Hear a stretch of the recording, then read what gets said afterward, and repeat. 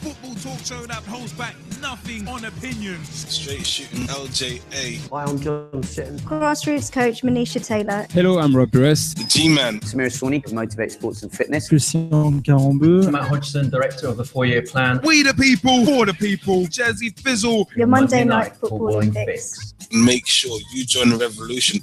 The pitch is where we eat. The pitch is where we sleep. And the pitch is where we talk.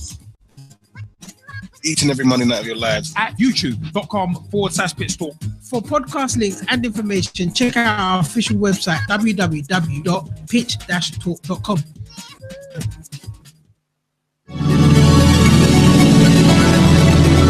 Hello, I'm Rob Perez. Grassroots coach Manisha Taylor. Christian Carambeu. Matt Hodgson, Director of the 4-Year Plan. David Gopkin. I'm Rob Lusher. Andy Copeland from the Glennet Southern Amateur League. Philip Wick, I'm CEO of 14. Former chairman of Ibis FC. Chairman of Alexandra Park FC. And you're listening to Pitch Talk. The only place to get your Monday night footballing fix. Because the pitch is where we eat. The pitch is where we sleep. And the pitch is where we talk. Make sure you join the revolution, the football revolution.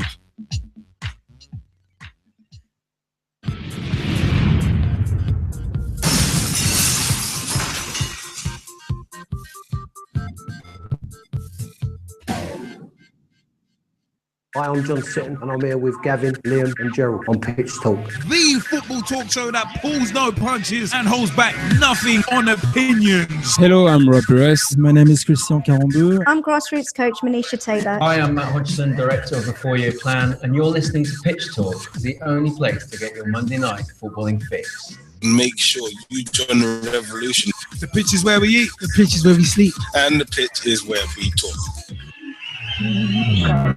I'm Andy Copeland from the Glennet Southern Amateur League. You're 14. I'm Rob Lusher, former chairman of Ibis FC. I'm Samira Sawney, co-founder and co-director of Motivate Sports and Fitness. And you're listening to Pitch Talk.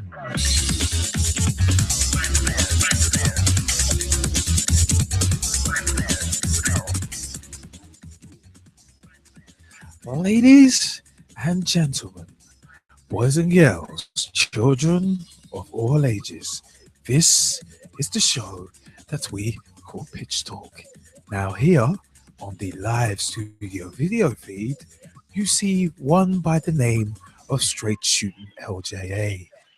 Little is known about where the name came from or what he does in his spare time, but we all know that he does like to say, ladies and gentlemen, boys and girls, children of all ages, Straight Shooting LJ and the G-Man and Jazzy Fizzle proudly bring to you the football talk show that pulls no punches and holds back nothing on opinions, because the pitch is where we eat, the pitch is where we sleep, and the pitch is where we talk. It is Monday night, and of course, it being international break, I am proud to have the Three Lions upon my chest. You are locked in for the next 3 hours. It's 4 minutes past 8. You've seen how to get in contact with us, but I'll tell you again, because www.pitch-talk.com is the official website for everything Pitch Talk. Also, facebook.com/Pitch Talk. Become a fan, become a friend, become a member of the group.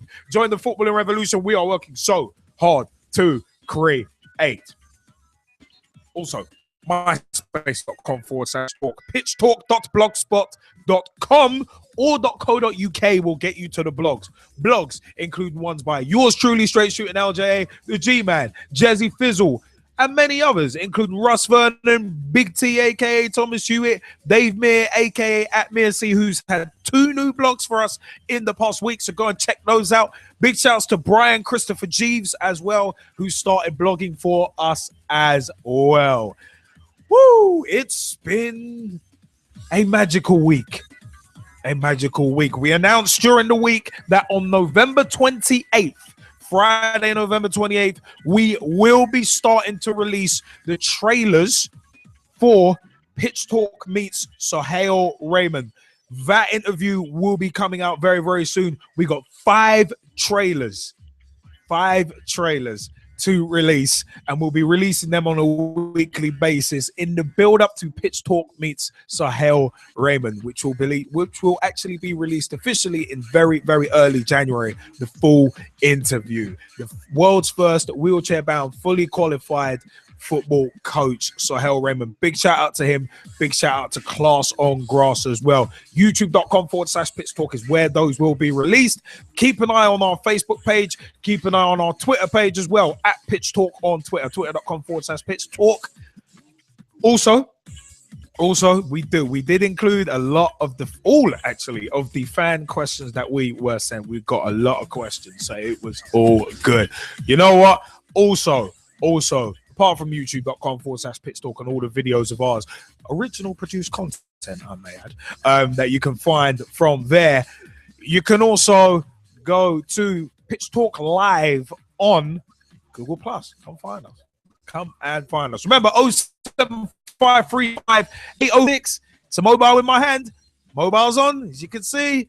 Seeing the show, call the phone. This one of them was 07535 804 is the mobile number, and Pitch Talk 1 on Skype. We got some of the Skypers in the house, of course, as per usual. We got some of the Skypers. But hey, before that, want to send a big shout out to Motivate Sports and Fitness. Big shout out to them at MotivateSF on Twitter and motivatesportsandfitness.com. Big shout out to Girls on the Ball at Girls on the Ball on Twitter and girlsontheball.com, www.girlsontheball.com. Still, even though the FA, WSL, and WSL2 seasons are over, they're still bumping about, watching a lot of women's football and taking a lot of women's football in. So all good. Big shout out also to facebook.com/Finn Whiteline Magazine, at Tweets Whiteline, www.finnwhitelinemagazine.com. We've got the A-League Roundup with Mr. Ian Kerr, the editor of Finn Whiteline Magazine, coming up later on in the show. Remember, they do have their own podcast as well. They do have their own podcast on finnwhitelinemagazine.com. Go check that out as well and tell them we sent you. Remember, they got stuff in their shop as well. Still got t-shirts left. All that. Heard the roundup, buy the shirt. All of us. All good.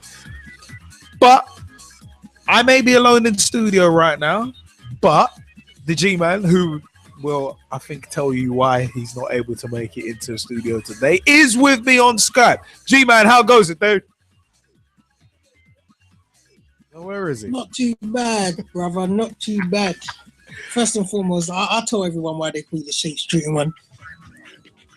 Why would that be? Because you're straight shooting, but damn it. Do the Cavani celebration. I might get myself in trouble for that.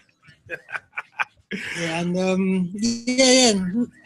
not too bad. It's not been my best week. Obviously, I'm not in the studio, and you alluded to it. I injured myself in five-side football, slipped over the ball and sprained my ankle. So, and it was quite a bad sprain. I had to go to hospital last week. So, that's why I'm not in the studio. But all in all, it's been good. How about yourself? No, not bad actually. It's been quite a busy week, getting a load of stuff sorted. The weekend was a bit manic in itself as well. So, yeah, man, it's not been bad. Getting stuff done, that's the important thing. So, no, it's all good. It's all good. We've also got some of the Skypers in the house who we will come to as the show goes on. Big shout outs actually to Russ Vernon, who was in London this week for the England-Slovenia match and also for the England under-21s match as well. And also big time shout out to Jaymie Bailey and Mike Harniman, and also Tom Wood, who are in the Skype chat as well. We are going to roll into the first segment of the show. So it is about that time. It's about that time, baby, to get this show on the road and get this show seasoned, baby. It's time, baby. The American Dream, Dusty Rose, and say it's time to get seasoned up in here, baby. But it's OWR of the show. Actually, technically second, but there's no reason behind it. But anyway, let's go into quite a bit of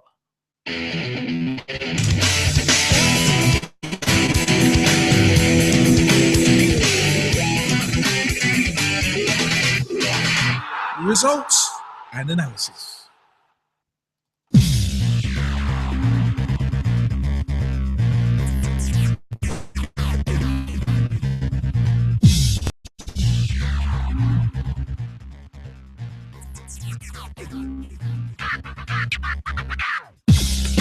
It's results and analysis. It's results and analysis. Oh yeah, oh yeah. Big shout out to Kieran Riley who's just joined us in the Skype chat as well. You know what? It is showtime, baby. It's showtime, and we are going to start on Wednesday, 12th of November 2014 with some international friendlies. Turkey 0, Brazil 4.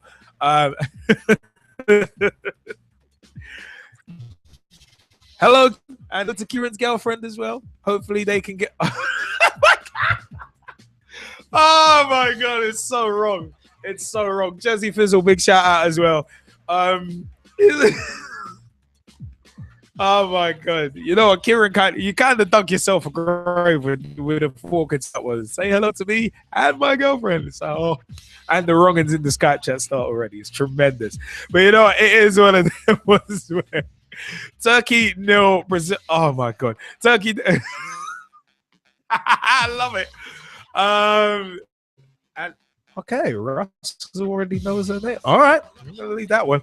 I bet the G-Man's laughing as well. Yeah, anyway, Turkey 0, Brazil 4. Neymar opened in the square with a very neat finish on 20 minutes. Kaya scored an unlucky own goal on 24 minutes. Willian scored a pretty good goal of his own on 44 minutes. And Neymar scored again on the hour mark. Norway 0, Estonia 1.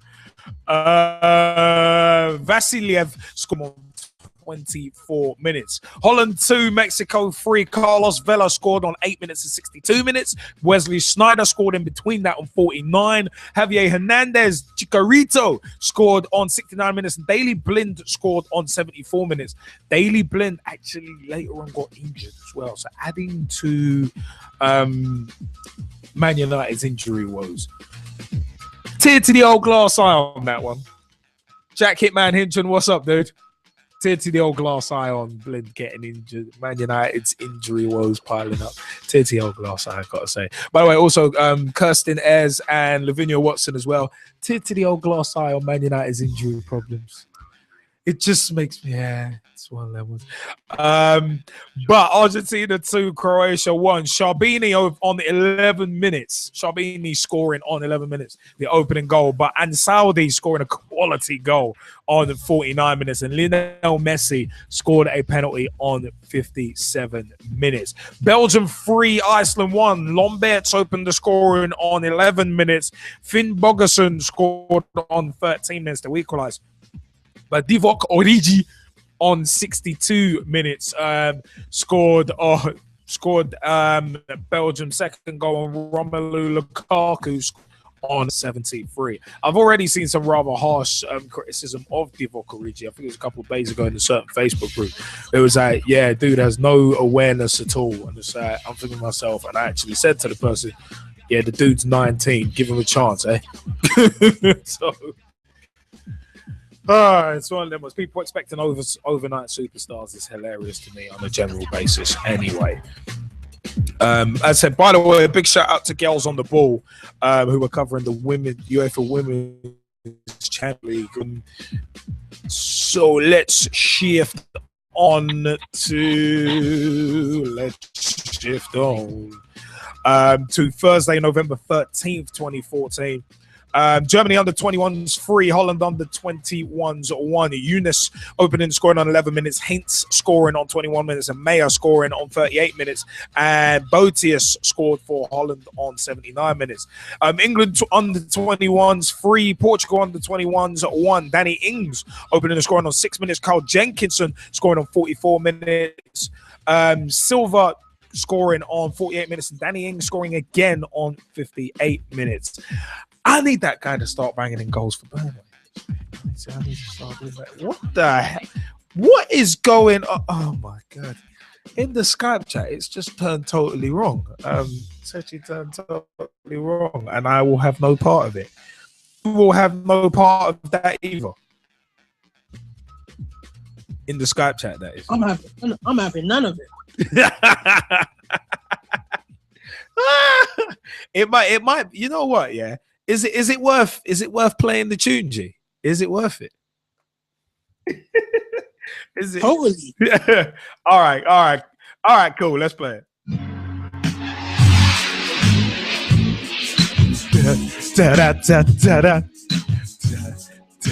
Da da da da da da da. Wrong uns in the Skype chat. The wrong uns in the Skype chat. That's why I love doing this show. It's tremendous. We got carte blanche to do whatever.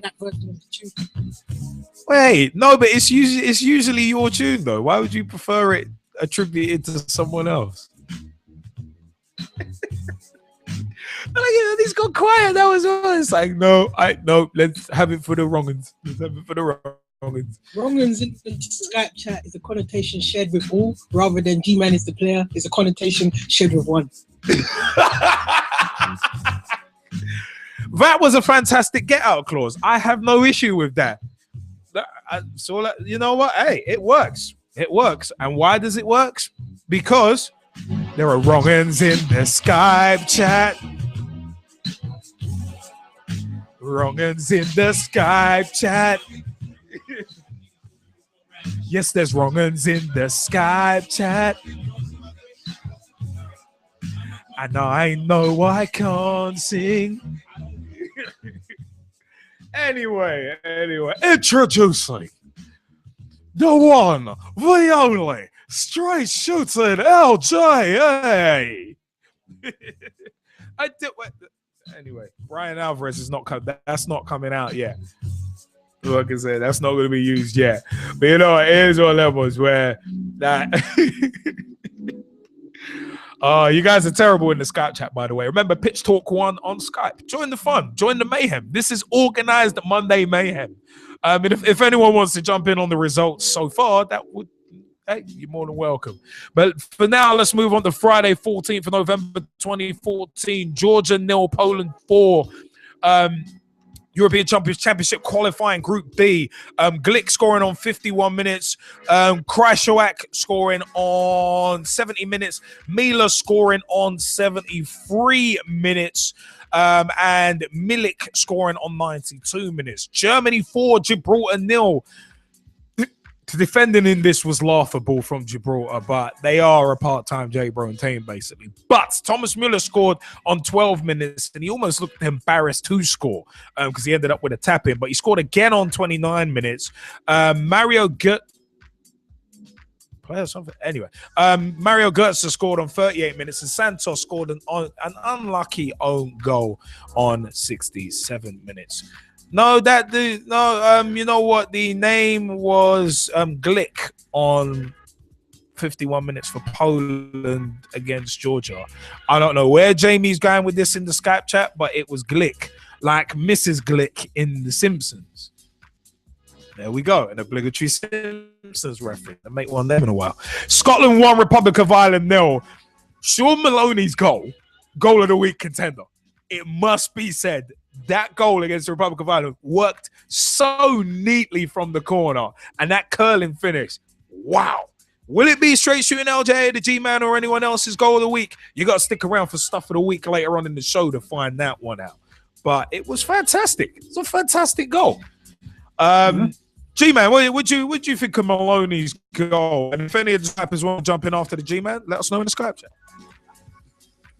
No, I thought it was a fantastic goal, and watching some of Graham Strachan punditry during the Europa Cup games during the Thursday week games. Yeah, he actually, he's been mesmerized by the Pep Guardiolas, and he actually speaks a lot about Pep Guardiola's style, Mourinho's style. And you can see that he's trying to infuse that with Scotland, because the way that goal came about and the movement that was with those three Scottish players, particularly with the passing and moving, it was excellent. Yeah. You can see that he's really trying to get them to work on that. No, definitely, and it can only bear fruit, especially in the long term. If you start teaching, if you start bringing in technique-based game, based play, where you're focusing on your passing, you're focusing on getting that right, getting your head up and making time for yourself when you're on the ball. It can only be a good thing. It can only be a good thing. One other thing I want to say, it was a cracking match as well. You know, real end-to-end stuff. You know, a good performance by both teams, especially being it's such a big occasion. You know, being you know, it's literally a local derby. Well, not that local, but you know what I mean. Yeah. But it's like I can't wait until England Scotland at the weekend. Even though it's going to be tomorrow. Sorry, even though that's going to be a friendly, I still think that's going to be a crack of a match. Oh yeah, definitely. I mean, when there's a home nations match ever a friendly, that's the thing. It will be friendly in all but name. It'll be one of them ones, and there will be a minute's silence during that match as well, as we tweeted earlier today. There will be actually a minute's silence for a fan who unfortunately lost his life, actually at Celtic Park. So it's one of them ones. So yeah, that's going to be the one time where the fans will come together in a minute's applause. So it's fantastic stuff. Jaymie Bailey, you wanted to jump in on Scotland v Republic of Ireland. Yeah, I felt we didn't actually deserve it, and Scotland pretty much put us under the pressure from pretty much the third minute of the game. Or no, I wouldn't say the third minute, probably 15 minutes in. We didn't respond to it too well, and the only decision I don't really think was the right one was leaving Robbie Keane off for the best part of the game and only bringing him on for the last 15 minutes. Aidan McGeady sort of had a decent game, but should have just worn a blue shirt and it probably would have made it a lot more easier for us. In terms of their goal, I saw before even the build-up what they were going to do, and I saw it eventually come together, and I thought there is no way that we've just allowed that to happen. And it was just a case of the third man run, which I've been talking about with some other teams. And I just watched it and I thought, how would they not actually picked up the men that easily, especially from the free kick all the way to the goal. Didn't have enough chances, and there should have been a red card in the first 2 minutes of the game. So hopefully when they come to us, we'll actually have an answer for them, and good luck to England. Like I said, embarrassment is not even the word that you want to use if you lose to Scotland. Well, as I've said to a couple of people, it's one of them ones are technically a local derby form, but goes out the window. But I wouldn't even say that, considering that everybody had a problem with it last year when Scotland came to England. And if I remember correctly, somebody said that friendlies mean nothing, even though you got just about beaten. Yeah, friendlies don't mean anything in the grand scheme of things. But as I said, it's one of them was England, Scotland goes. That's the original That's the original rivalry. So it's one of them was. I said it's a friendly in all but name.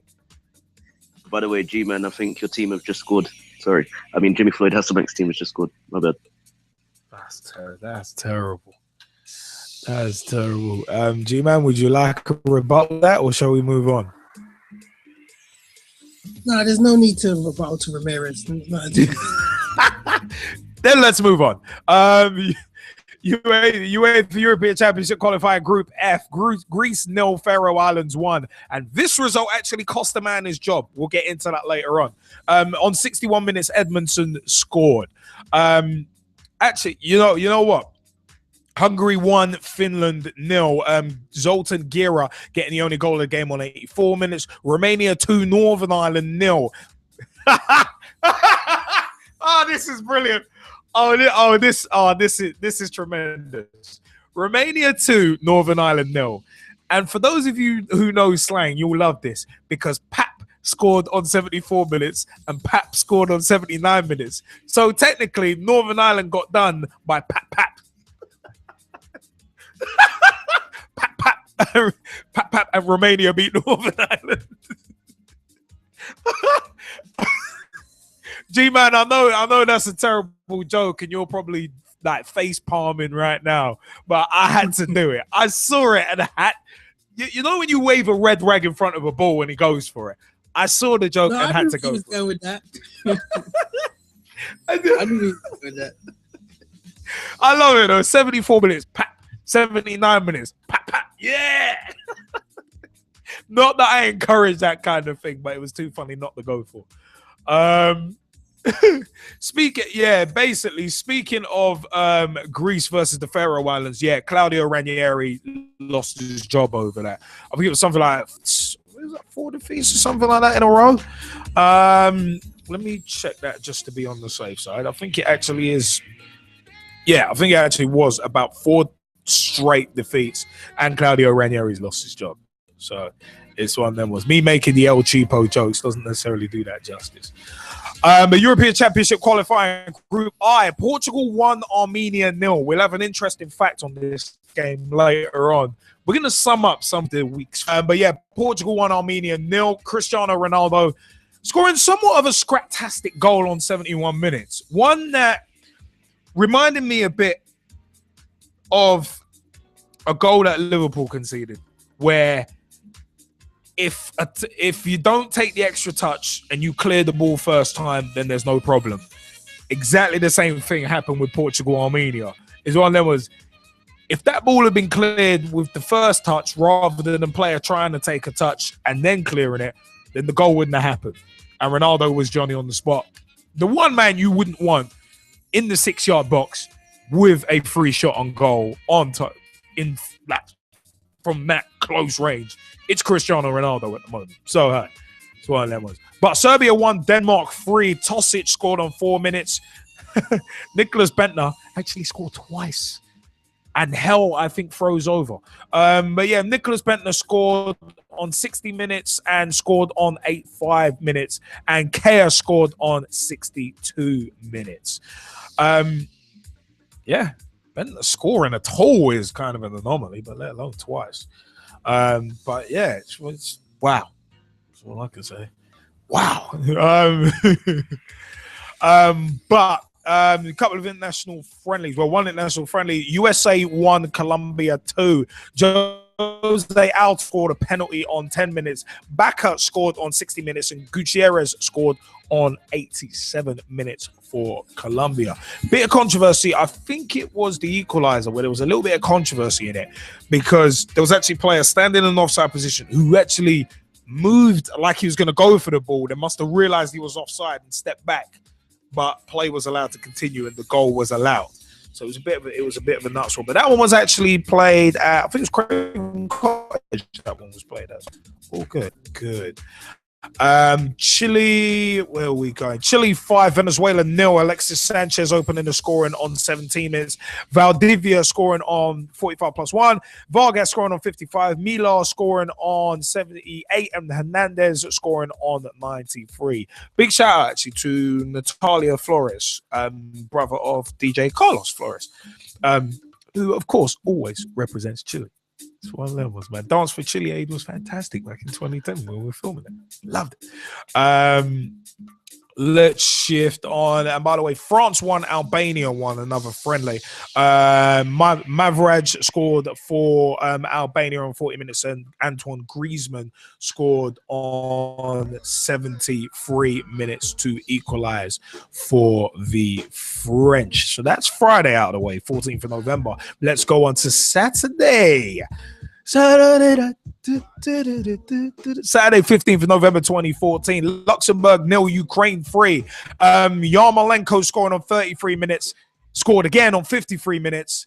And also, Yarmolenko scored his hat-trick on 56 minutes. So Luxembourg, well, Ukraine made them feel the bang.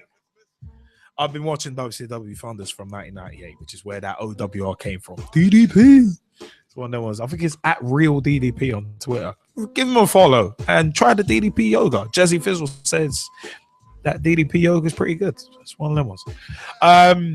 Checks in the mail. But okay. Why was it? I don't know why it's weird in the scrap chat, but anyway. Macedonia 0, Slovakia 2. Kuka scoring on 25 minutes and Nemec scoring on 38 minutes. And oh my. It's still wrong in the Skype chat. I'm not playing the song again. Spain 3, Belarus 0. These are all in UEFA European Championship qualifying Group C. Spain 3, Belarus 0. Ishko with a goal of the week contender from distance on 18 minutes. Top corner, keeper had absolutely no chance. He was rooted to the spot. Not just any spot, not my dog spot, not my liver spot, but the spot. Anyway, Busquets scored on 19 minutes and Pedro scored on 55 minutes. San Marino 0, Estonia 0 in a match that actually favor in terms of results. Switzerland 4, Lithuania 0. Arlauskis scoring an own goal on 66 minutes. Shah scoring on 68 minutes. And Sheridan Shaqiri scoring on 80 minutes and on 90 minutes. Coming back, just a touch. England 3, Slovenia 1. Jordan Henderson scoring an unlucky own goal on 57 minutes. I'm going to come back to that in a second. Wayne Rooney scoring a 59th minute penalty. Danny Welbeck scored on 66 minutes. And the best goal of the bunch came on 72 minutes after some slick interchanging play. Absolutely fan-effing-tastic. Lallana, Sterling involved, among others, but it was one of them. It was one of them fantastic stuff. Now, England, Slovenia, let's hold on for a sec because I got the 3 Lions upon my chest this week. But the fact of the matter is, with England, Slovenia, it took England a while to get started, but it was one of them. It was summed up brilliantly at halftime. In control, without threatening. And then Henderson was unlucky enough to score the own goal. I mean, it was one of them was you could see Henderson try what he was trying to do. Obviously, he's trying to header it out, but he's stretching. And as soon as he headed it, you see him look behind him as if to say, oh, crap. You know what it was? Some strikers say as soon as it leaves their foot or as soon as it leaves their head, they know they've scored. Henderson, I think, had that kind of reaction as soon as it left his head, where it was like, oh, crap. That's not what I wanted to do with it. There was a lot of, again, in a certain Facebook group, there was a lot of hyperbole about it. People saying Jordan Henderson was absolute crap and he's awful, he's useless. And it's like, oh, yeah, all right. Even though he was involved in the build-up for one of the goals, yeah, he's useless, ain't he? As I said, certain football supporters frustrate me. They really do. But yeah, it's one of them ones. He didn't have his best game in an England shirt. Yeah, far from it. But at the end of the day, that some of the things that people said was unfair. But it's almost like that sparked England into life because we went basically straight down the other end and scored the equaliser. And yeah, Wilshere. That's a great point from Russ Vernon. Wilshere getting man of the match. Don't know how that happened. I really don't know how that happened. But anyway, leaving that aside, Nathaniel Klein actually put in a good performance on his debut. As said, we're gonna round up the week in facts in a bit.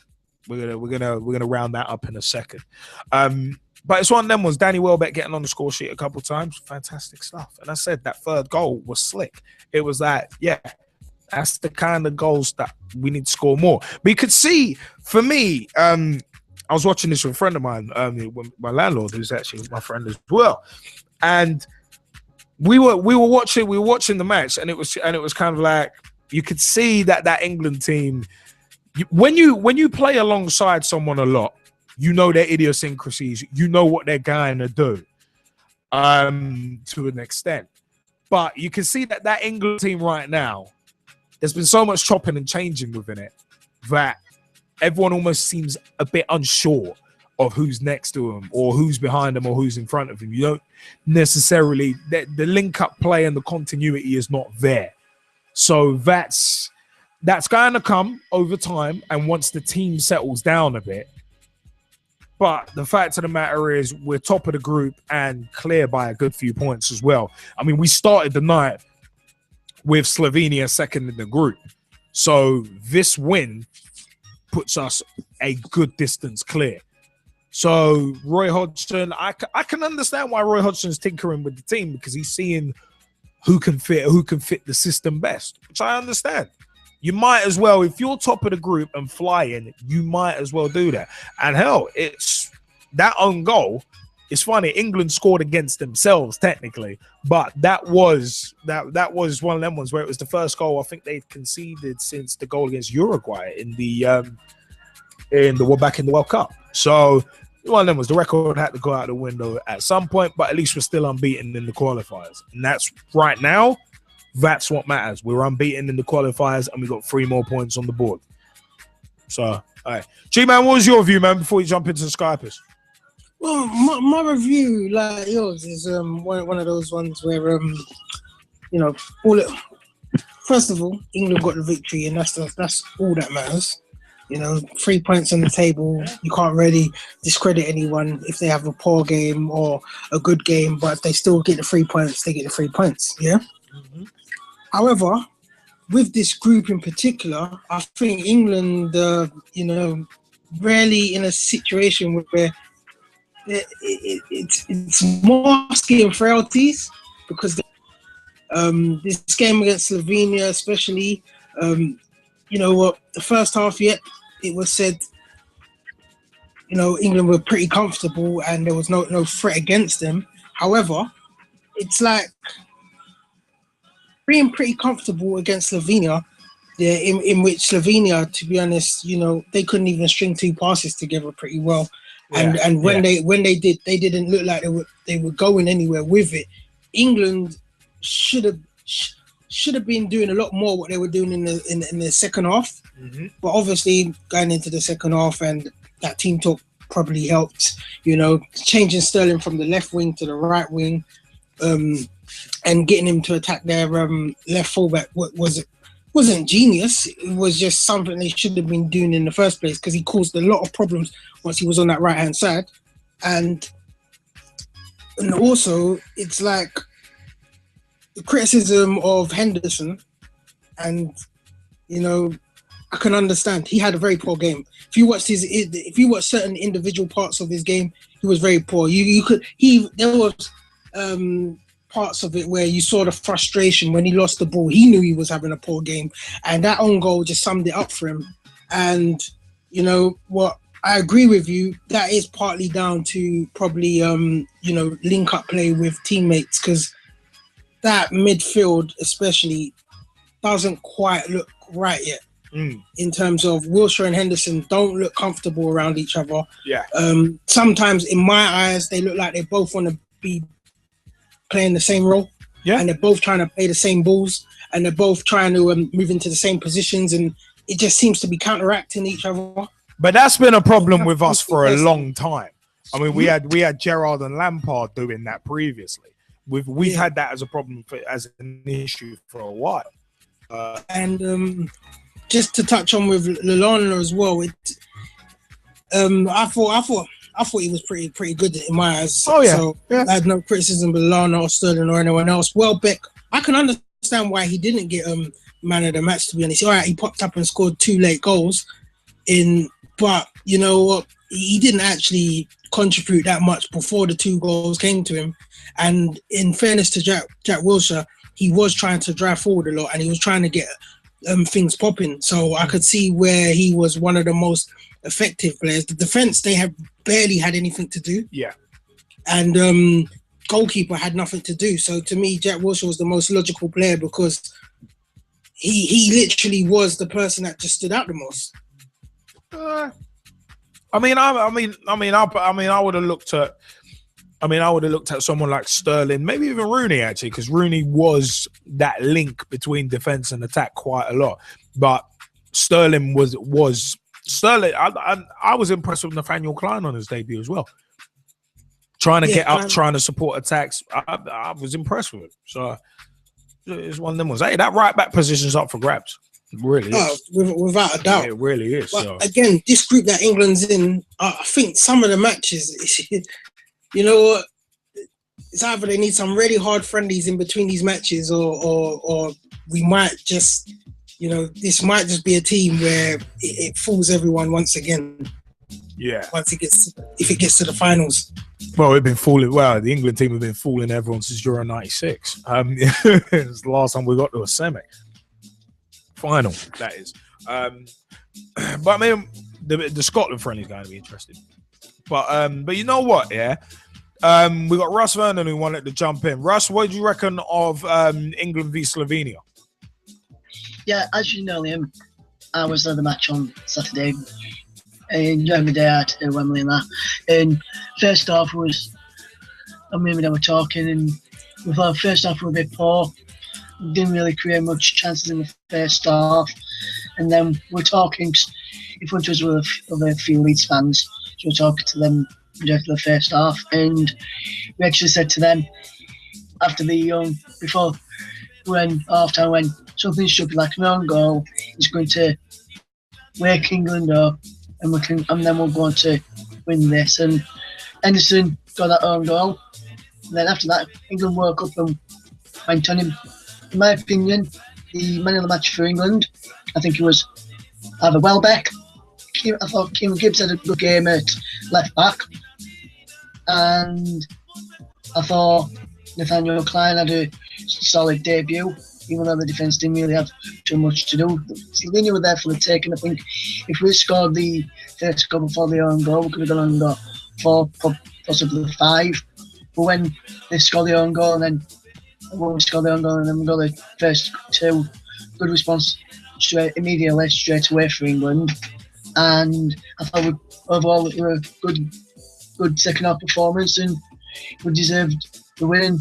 Like you said, Liam, the main thing is still unbeaten, another 3 points on the board.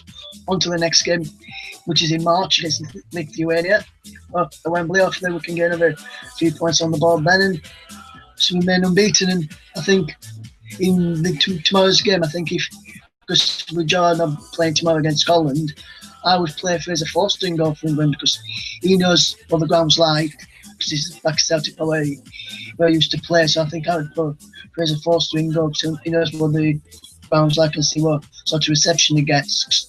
I think he already knows what Ben Foster's like, but I would give Fraser Forster a chance in goal tomorrow.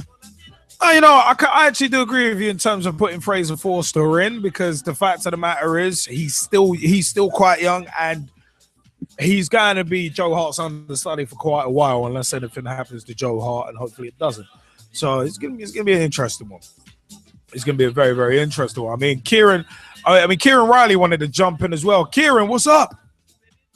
Hello, can you hear me? We can hear you loud and clear, yo, bro. Woo. England v Slovenia. What did you think, man? Well, I didn't exactly. Thank you, Lauren. I didn't exactly see the game, but. Thank you very much. Hello.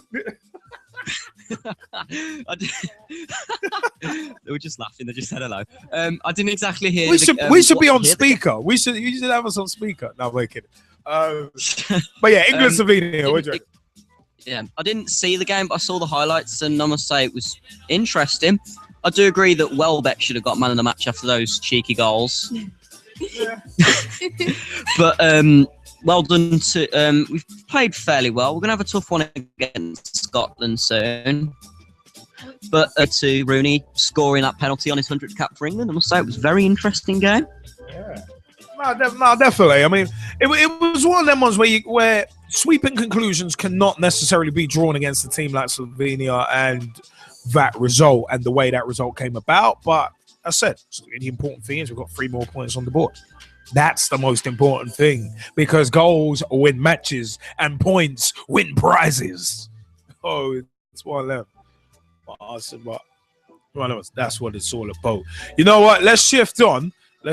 Points do win prizes, because if you get the most points, then you win the prize. But anyway, let's leave that one alone. Group G, European Championship qualifying. Austria 1, Russia 0. Okoti scoring the only goal on 73 minutes. Moldova 0, Liechtenstein 1. Bergmeier scoring on 74 minutes, the only goal of that game. Montenegro 1, Sweden 1. Zlatan daring to Zlatan by scoring on 9 minutes, and Stefan Jovetic scoring a penalty on 80 minutes. Coventry 0. We're going to move just quickly to Sky Bet League 1, because Coventry 0, Notts County 1. Thompson got the only goal on 72 minutes. We're gonna come back to that one. We're gonna come back to that one in a second because there is. We thought it was worth honorable mention because there's an interesting fact from the week about it. Jumping down the Sky Bet League 2, Southend 1, Hartlepool 0. Worrell getting the only goal of the game on 65 minutes. Stevenage Borough 5, Cheltenham 1. Beardsley scoring on 5 minutes. Lee scoring on 8 minutes. Beardsley scoring again on 34 minutes, and Barnard scoring on 74 minutes and 81 minutes, and Harrison scoring a consolation on 76 minutes. Now, we're going to come back to the Skypers in just a second, but a few kind of facts and stats from the week. Cristiano Ronaldo actually against Armenia became the record goal scorer in European Championship football, taking his tally in qualifying and tournament matches to 23. As Portugal beat Armenia 1-0 as we went over. So it's Cristiano Ronaldo on 23, Yandel Thomason, formerly of Newcastle, on 22, Hakan Suka on 22, and Robbie Keane on 21, and Davor Suka on 20. San Marino 0, Estonia 0 was an interesting one from the 15th of November because San Marino secured their first point in European Championship qualifying history and ended a 61-game losing streak. So it's fantastic. The opposite of a Goldberg streak. It's quite weird. Also,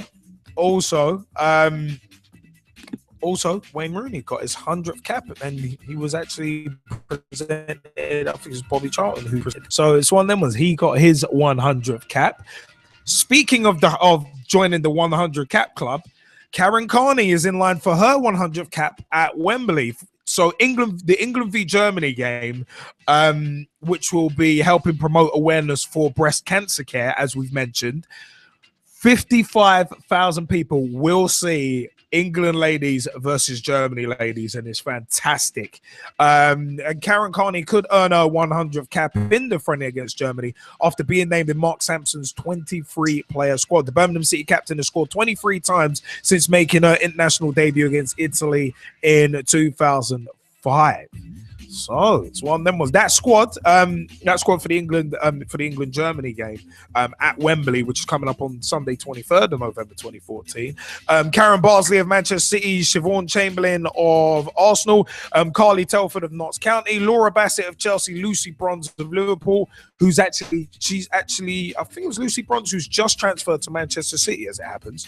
Alex Greenwood of Everton, Steph Houghton of Manchester City, Claire Rafferty of Chelsea, Alex Scott of Arsenal, Demi Stokes of the University of South Florida, Karen Carney of Birmingham City, Jade Moore of Birmingham City, Jordan Nobbs of Arsenal, Joe Potter of Birmingham City, Jill Scott of Manchester City, Farrell Williams of Liverpool, Eniola Aluko of Chelsea, Jess Clark of Notts County, Tony Duggan of Man City, Fran Kirby of Reading, Leanne Sanderson of the Boston Breakers, Kelly Smith of Arsenal, and Jodie Taylor of the Washington Spirit. That is the 23-man squad that Mark Sampson will be picking from for the England versus Germany ladies friendly on the 23rd of November. To 23-woman squad. So that's fantastic stuff. And as said, the historic England women's match against Germany at Wembley on Sunday, 23rd of November, will support breast cancer care. The only UK specialist support breast cancer care will receive money from fundraising on the day, while the FA will use the match to support the Pass It On campaign across its platforms. Check out breastcancercare.org.uk for more information on that. Breast cancer care supports anyone affected by the disease, breast cancer, and their family and friends. They provide information and offer emotional and practical support. They bring together people affected by breast cancer. They campaign for improvement in standards of support and care and promote the importance of early detection as well. So like we mentioned a few weeks back, England ladies versus Germany ladies is a lot more important than football. If you're going to that match, good on you, and fantastic stuff. Hope you enjoy it. So all good stuff. You know what? It's one of them ones. Tom Wood, did you want to have a word about the Southend match from the weekend? Yeah, it was quite a good game, to be honest. Like, even though first half was really poor, we should have had should have won about 3 or 4 nil, maybe more. But other than that, hopefully we can go on a run now and get the wins and stay in the playoffs, because we're like before we came into the game. I think Saturday's game we lost a week before against Chester, which was a shocking result. But I don't care about the cups. All I care about is the playoffs, and hopefully we get into the top 3 or maybe even the playoffs. Wouldn't even care about that, to be honest. No, I heard. I mean, Mike Harniman, did you want to jump in quickly on Stevenage as well? That 5-1. Yeah, it's kind of similar to what Tom said, because obviously we didn't go out of the cup, but we drew 0-0 against Maidstone at home, and we've got the replay coming up on Thursday on BT Sport. And then the Saturday just gone, totally different performance. Same players, lineup was completely the same. And Cheltenham, who were on the back of a 5-0 win themselves against Swindon the previous week in the cup, the whole game was just totally turned on its head. I did not expect us to win. I didn't expect it to be 5-1 at all. I was very surprised. It's great to see Barnard and Beardsley both scoring, getting a brace each, and a nice goal from Charlie Lee in there as well. And I don't even mind Byron Harrison scoring, because he had quite a few years down here where he was with us as well when he was a really good player while he was down here. So it's a bit different to the previous week, and just hopefully we can go to the replay now on Thursday and pick up a result there. And then we've actually got the game Saturday against Northampton as well. So although we're only playing on the Thursday, we've got about a day's rest, and then we're going to be playing Northampton. So it's going to be a very challenging couple of days.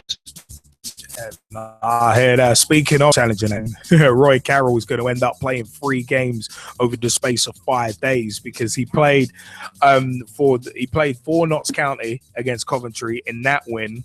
He played for Northern Ireland as well on the Friday, and he's actually scheduled to play in Notts County's next game as well. So big shout out to Big T, actually, our resident Notts County fan. He's got some very interesting stuff via his Facebook page and Twitter as well. So at Original T44, and check out Thomas Hewitt, aka at Big T, on Facebook as well. You know what? It is one of them where, as I said, with the England-Germany ladies match, that will be live on BBC 2, BBC Radio 5 Live, 5 Live Sports Extra, and also the BBC Sport app as well. Let's just round out of the remaining European Championship qualifying Group A results. Holland 6, Latvia 0. Van Persie opening scoring on 6 minutes, quality header as well. Ian Robin with a goal of the week contender on 35 minutes. Klaas-Jan Huntelaar scoring on 42 minutes. Bruma scoring on 77 minutes. Robin scoring again on 82 minutes, and Huntelaar scoring on 89 minutes. Czech Republic 2, Iceland 1. Sigurdsson scoring on 9 minutes. Kaderabek, scoring on 45+1. Bodvarsson scoring an own goal on 61 minutes. Turkey 3, Kazakhstan 1. Yilmaz scoring on 26 minutes from the penalty spot, then scoring on 29 minutes. Aziz scored on 82 minutes, and Smakov scored a penalty on 87 minutes. Qualifying Group B, Belgium 0, Wales 0. Marouane Fellaini, you are nothing but a hooligan. But anyway, I'll leave that one. Belgium 0, Wales 0. Great point for Wales away from home, actually, got to be said. Cyprus 5, Andorra 0. Merkis opening the scoring on 9 minutes. Ephraim scoring on 31, 42, and 60 minutes. And Christofi scoring a penalty on 87 minutes. Israel 3, Bosnia-Herzegovina 0. Suncic was sent off on 47 minutes, but Vermouth was scored on 36 minutes. Damari scored on 45, and Zahavi scored on 70 minutes. Qualifying Group H, Azerbaijan 0, Norway 1. Nordveit, scored on 25 minutes, the only goal of that game. Bulgaria 1, Malta 1. Galabinov scoring on 6 minutes, and Feiler scoring a penalty to equalise on 49 minutes, and that's how it stayed. Italy 1, Croatia 1. Kandreva scored on 11 minutes, and Perisic scored on 15 minutes. I think that game was eventually abandoned as well due to crowd trouble too. Woo! Good morning. You know what? It is one of them ones where it is about that time for us to switch segments. So while the chopper's coming in, if you get that reference, yeah, go on. It's an easy one. While the chopper's coming in, we got to pause that particular track because it is time for us to switch segments. Remember, the first hour of our shows are live on mixler.com/pitch-talk as well. Mixler.com, mixlr.com/pitch-talk. Our shows are available audio only. The first hour of the show is available audio only there. So, you know what? It's time, baby. Let's go into quite a bit of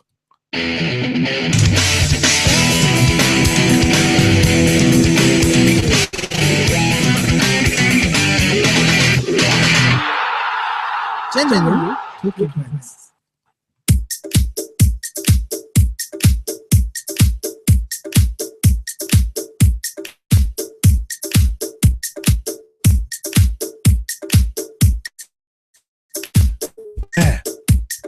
Because it's time for wow wow. I like the way. I like the way. I like the way. Did it wow wow. Did it you. Did it wow wow. Did it wow wow.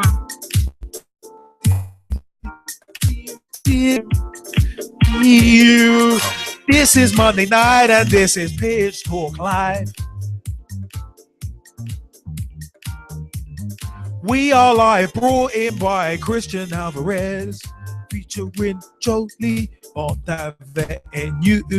This is Pitch Talk and we are live.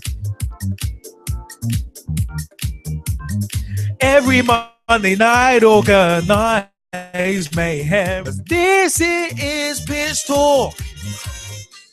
Yeah, let's get into general talking points. And it's kind of been, you could almost say it's been the elephant in the room, but it's one of them was not necessarily.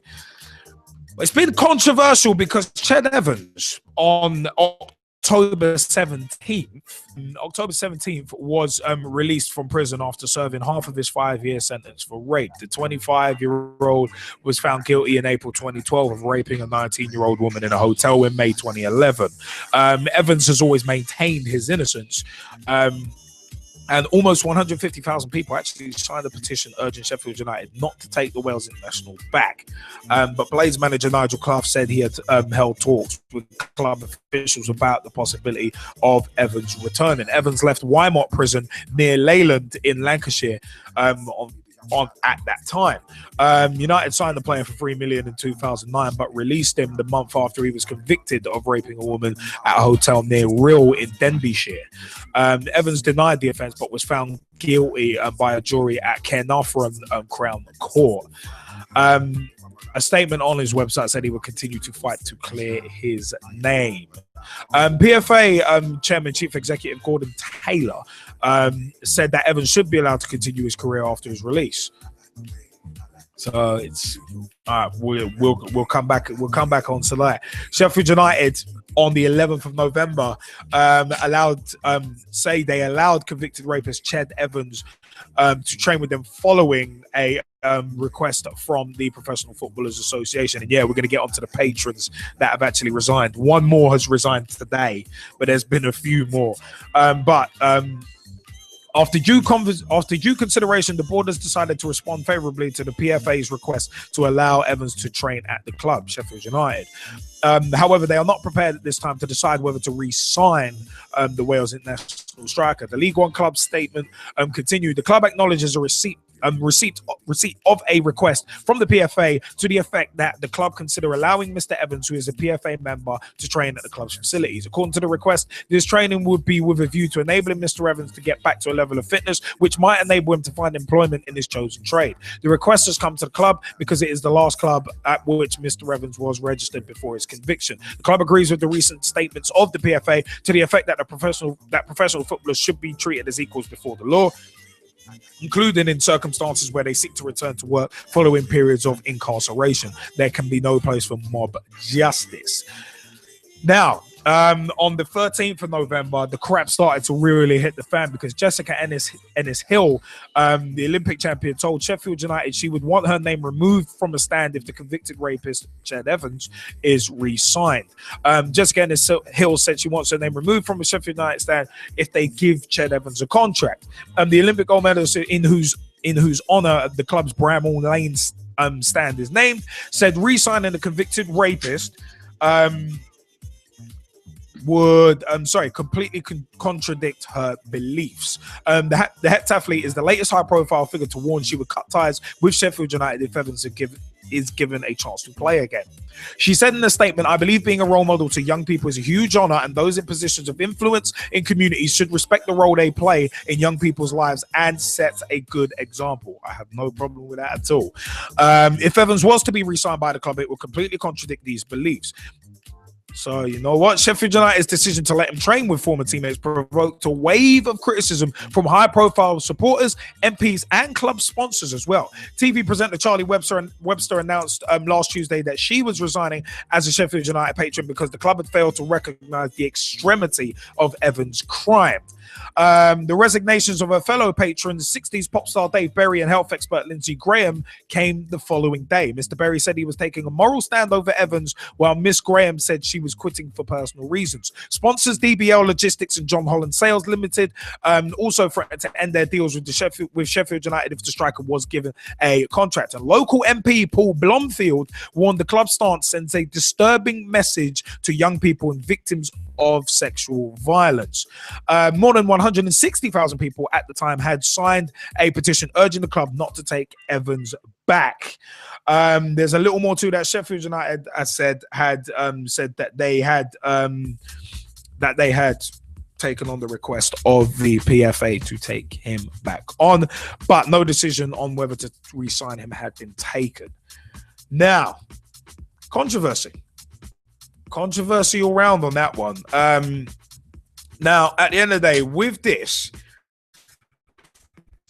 in my view, I am personally looking at this, and yeah, we'll give the Skypers, you will get a chance to jump in on this because we want your views as well. Remember, 07535 804 466 is the mobile number. Call us, text us, let us know your views. We'd love to get your views on this. Pitch Talk 1 on Skype and at Pitch Talk on Twitter, facebook.com/Pitch Talk. Tweet us, write something on our Facebook. We'll send us your views on this, because for me, Ched Evans being allowed back in football, no, not for me. Sorry.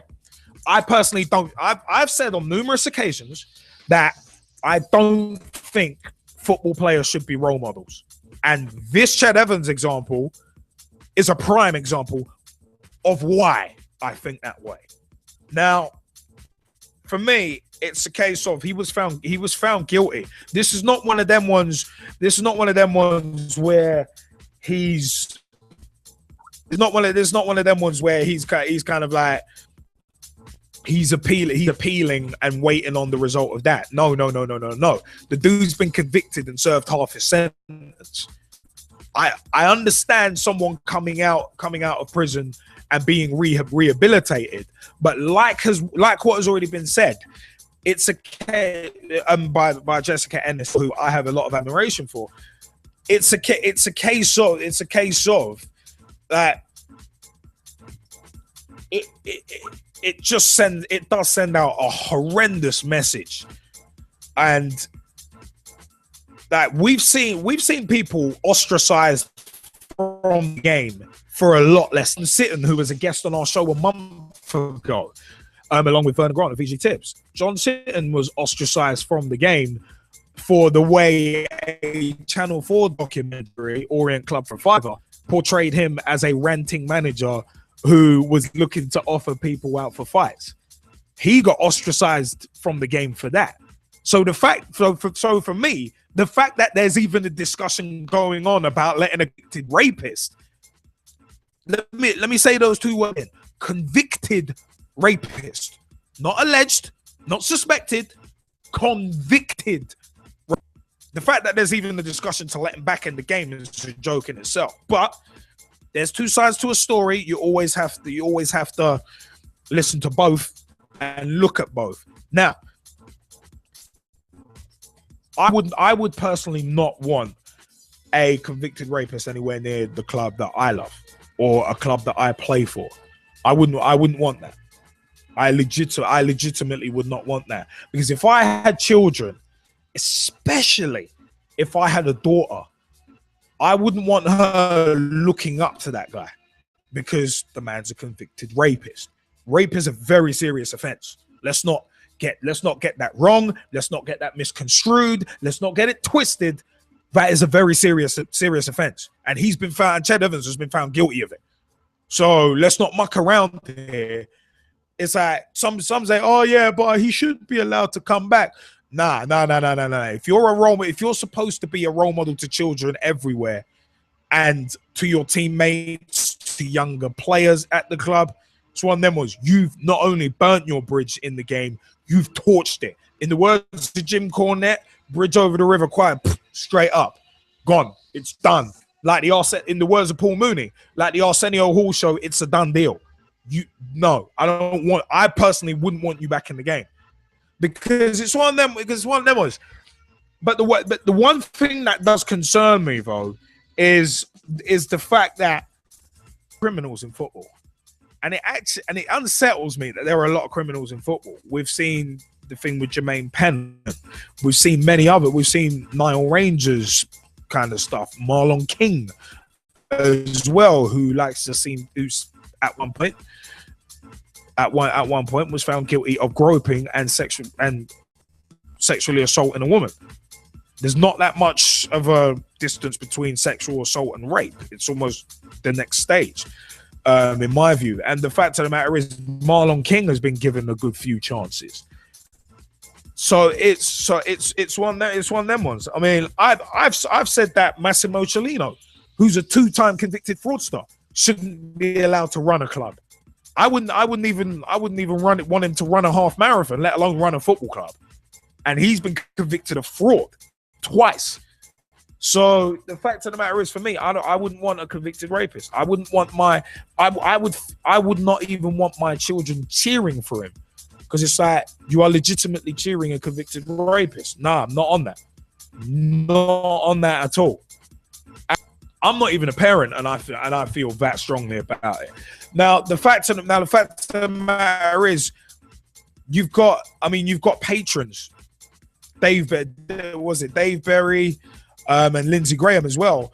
You've got, eventually, this is going to start costing Sheffield United a lot of money. And some say controversy creates cash, which it does. But the fact of the matter is, this is not the kind of PR you want. It really isn't.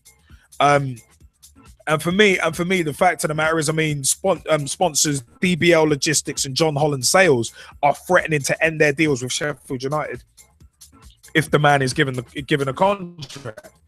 So in theory, on a very rudimentary level, if Sheffield United were to sign Ched Evans on a permanent deal, then they're gonna lose a hell of a lot of revenue. And this is not one of them ones where Ched Evans is like Hulk Hogan, and like you can afford to lose a few sponsors because of the money Ched Evans is bringing in. No. This dude is going to bring you nothing but negative publicity. The thing is, if Ched Evans ends up clearing his name, then fine. Let him back into the game if he clears his name. But if he doesn't, he's a convicted rapist. I mean, I would feel unsettled if I had a child, if I had a daughter who was training at Sheffield United to try and get into, for instance, their ladies team or something along those lines. I would be legitimately concerned that there's a convicted rapist rolling around in the same club. It would concern me. If I was a parent, it would concern me no end. So it's one of them ones. I mean, you've got a lot of supporters who would end up walking away from the club because of principle. Principle is a big thing to some people, and I put myself in that bracket. Principle means a lot to me, and at the end of the day, it's one of them ones. Like, I mean, looking at the Liverpool situation with Luis Suarez, it's one of them. Was a lot of people criticized the way that was handled, but I've said on numerous occasions, I read 70+ pages of that report. There were a lot of incongruities within that report and how the decision was rendered. But not bringing up old wounds, I'm just saying. But after that, it was a case of I just couldn't. After all that crap hit the fan and what I read in the report and all that, it was a case of I just couldn't get behind Suarez as much as I had previously, because he'd been tainted. But with the Ched Evans deal, it's one of them was you got patrons leaving the club. That doesn't look good. You got sponsors looking to leave the club, and hell, this and the fact of the matter is this: we live in an age where, I mean, a lot of people are tightening their purse strings, and Sheffield United are not a Premier League team who can afford for a couple of sponsors to leave, and they've got a couple like more lucrative sponsors to come straight in. Nah, doesn't work. So I personally think if Ched Evans was to clear his name and get proven innocent, then let him back into the game. But otherwise, the dude's a convicted rapist. Do not let him back into the game for the messages it sends to young players, to female players, to females trying to get into the. It doesn't send the greatest message. Now, the flip side of it, because we need to offer balance, the flip side of it is everyone deserves a second chance. To an extent, I agree with that. But it does kind of depend on the crime, because there are certain crimes that, in my personal opinion, are unforgivable. Rape being one. The molestation of children, sexual molestation, whatever molestation, abuse, child abuse in whatever form or fashion, is unforgivable. It's one of them. That's one of them ones where for me, you're getting cut off like a bad habit. You're getting dropped like a bad habit. But for me, it's a case of I think it's one of them was the only thing that would work in Ched Evans's favor is that football has a lot of criminals within it. As John Sitton mentioned on his Pitch Talk Meets interview with us, there are certain people, I think there's a manager out there who has to sign the sex offenders register every time he applies for a job. There have been high profile for. Some have been acquitted, some have been found guilty. So it's one of them ones where Sheffield United, by allowing, I mean, the PFA are funny anyway, because that's, like I've said, I'm not Gordon Taylor's greatest fan. That dude seems to come out and talk smack when it suits him.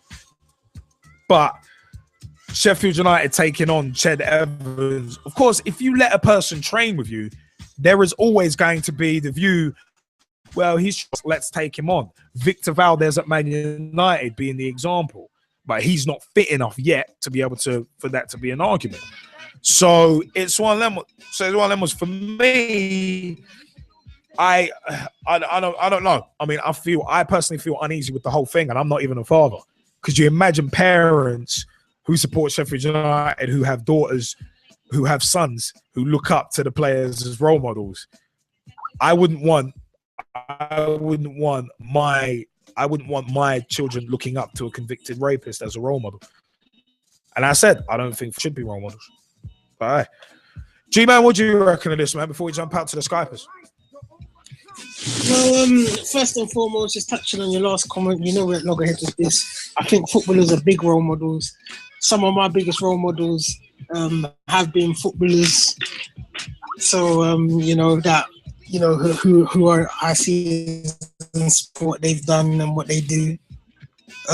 So that's where I see the argument for Ched Evans not being reintegrated in the game at any sort of level. Because, like you said, you said it so well as well. At the end of the day, you've got young children, you've got youth teams, you've got, young adults that going into the game, and it's not sort of not giving Ched Evans a second chance. It's the fact that you're showing a young child or a young adult that they've got a chance to mess up bad and get away with it. That's the real factor. Yeah. Because at the end of the day, you know what, like you said, rape is rape and rape is bad. And the worst thing is he's actually never apologized to the victim either. Not that an apology, not that an apology would exonerate him. But the fact of the matter is he's not even apologized. He's always protested his innocence. All right, fine, you can protest your innocence all you want, but apologize for it. My next point is the fact that, like I was just saying, rape is bad, yeah. And at the end of the day, I'm not trying to cover the facts up, yeah. But at the end of the day, you know, it's not like he's stolen for a pair of boots from the changing room. You know, he's actually committed a very nasty crime. He's been found out to be committed a nasty crime in which he has denied. Now, where I would take it from there, if he is denying that he's done this, then he should do everything in his power to go out there and clear his name rather than trying to get back into football. That should be the first thing on his mind. Exactly. Is clearing his name. This way, it will therefore not drag his club into the messy situation. Yep. His family and friends, the woman who's part of the case, who he's raped or been adjudged to rape, however you want to look at what side of the fence you're sitting on it.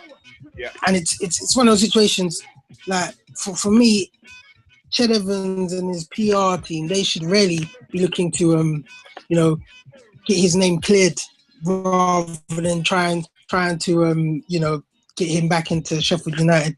And definitely Sheffield United, personally, I don't know what they're thinking, because if I'm a manager of a club, I personally wouldn't want a convicted rapist on the books. That's just my personal stand. I wouldn't want that. Not just for the fact that it's bad, you know, not just for the fact that it's bad publicity. It's one of those things that, like you said, the message that you're sending out there, it's all about the messages. Yeah, and it's the type of crime as well. That's the messages are, you know, you're telling people, look, you can go and commit the most hideous crime, and effectively it's saying, we're the club to let you get away with it. Come with us. I mean, for me, that's the concerning thing. The message that it gives out, and you know, the PFA, I think, have been put in kind of between a rock and a hard place as well, because obviously the PFA have to support every player. That's what they're for. So they by default have to support him. But even then, it's okay. How far do you really support him? I mean, the PFA have essentially forced Sheffield United's hand in terms of requiring that Ched Evans be allowed to train with them. So they've almost forced Sheffield United's hand. So this whole situation starts with Ched Evans. People have been kind of put between a rock and a hard place because of him, really, because of him and what he's done. Yeah, but definitely. And you know what? One thing that sort of baffles me though is, like, you know, certain patrons who like, for instance, Paul Heaton, who's resigned, yeah, you know, and certain people within the game, you know, they're all saying, like, he shouldn't play for Sheffield United, or, you know, he shouldn't be at Sheffield United. But they're all saying that, you know, they firmly believe that Ched Evans has the right to rebuild his career. Now, to me, that's hypocritical. Yeah. Oh, don't come our way because you'll give us a bad name, but you can go somewhere else. But see, this is the thing about this is one of the sad things about football, and we're gonna get into this in spades in our special feature segment, Corruption in Football, which is coming up.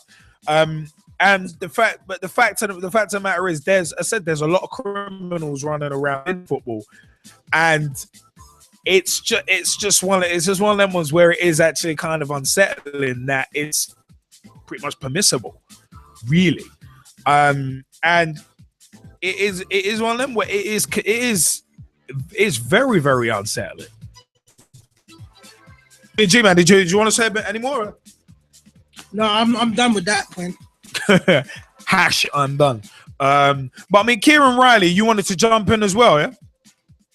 Yeah.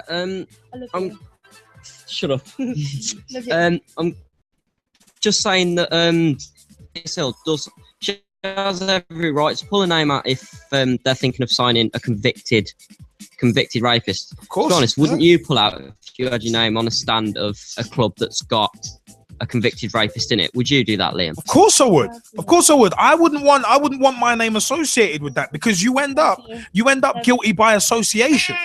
That's the thing. You end up guilty by association. Yeah. You wouldn't want that.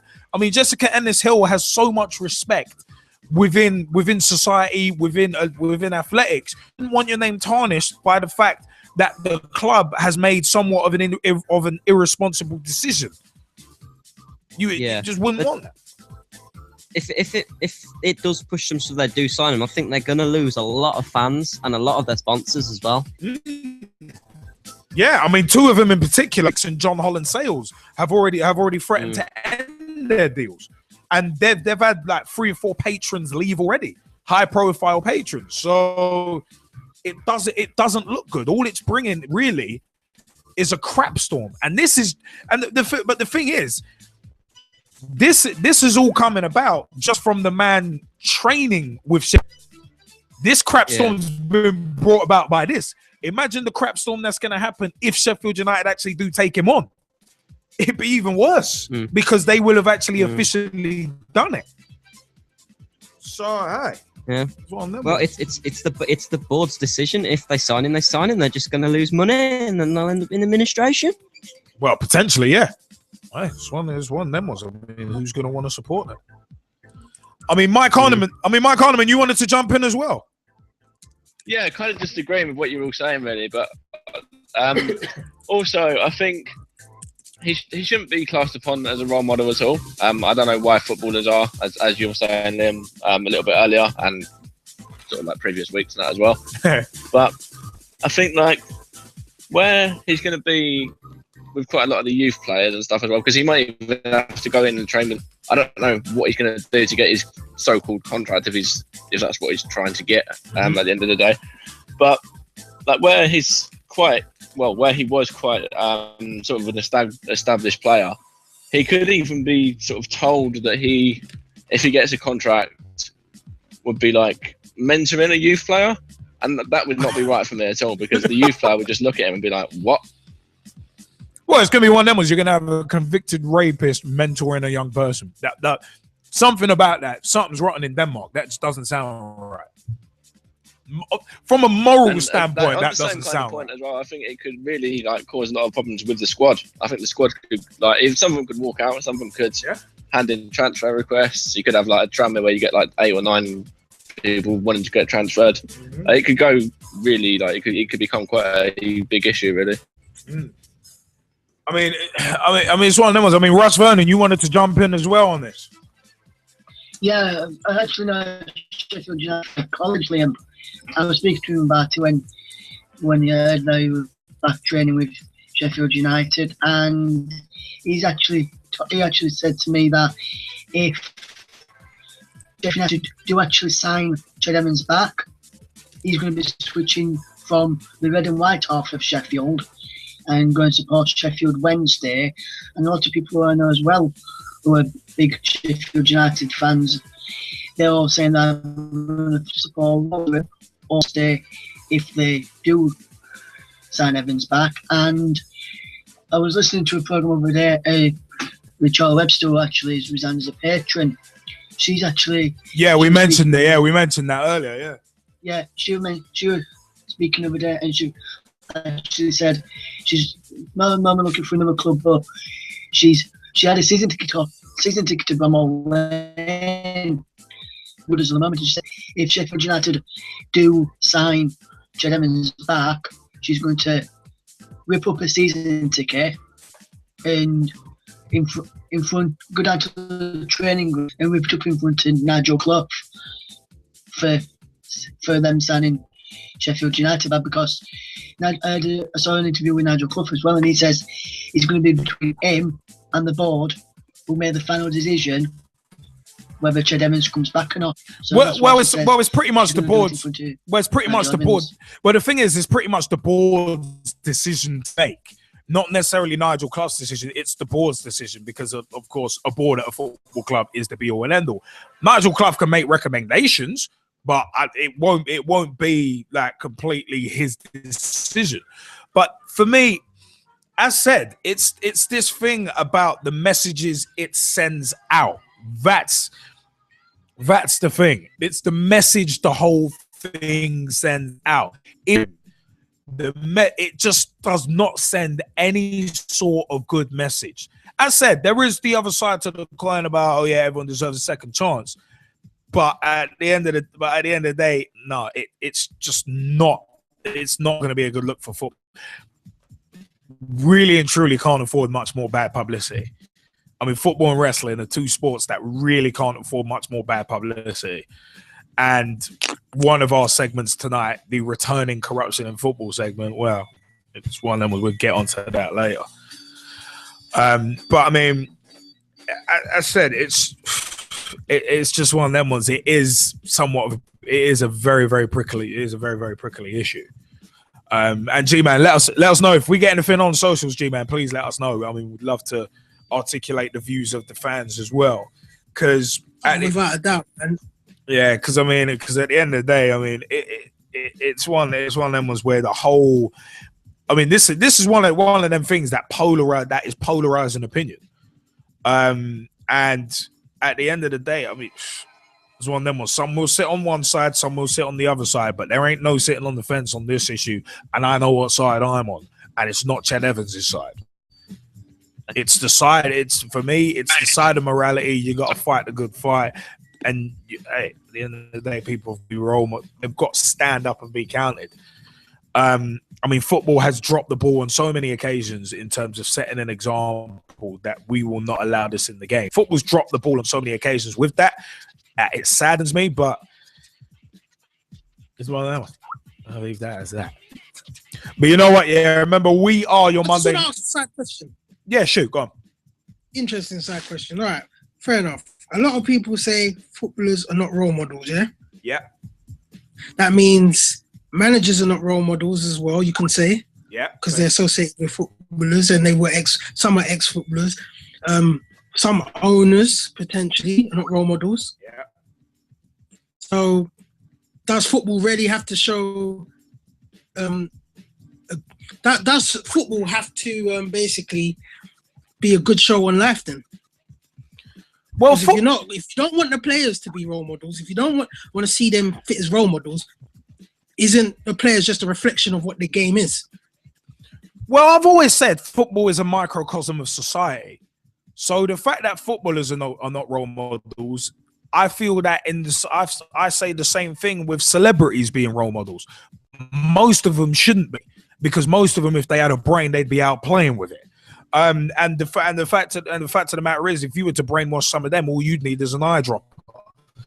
But for me, it's a case of there are some players who legitimately are doing good things in football and should be held up in that regard. Craig Bellamy might have had his scrapes during his career, but the work he's doing with the Craig Bellamy Football Foundation, what Jamie Carragher does with the 23 Foundation, what Rio Ferdinand does with his soccer schools out in South Africa, Drogba does, if you've seen his sports life stories, those are the kind of things that really should be held up. But a lot of people don't know about those things, and it's always the negatives that are put out there.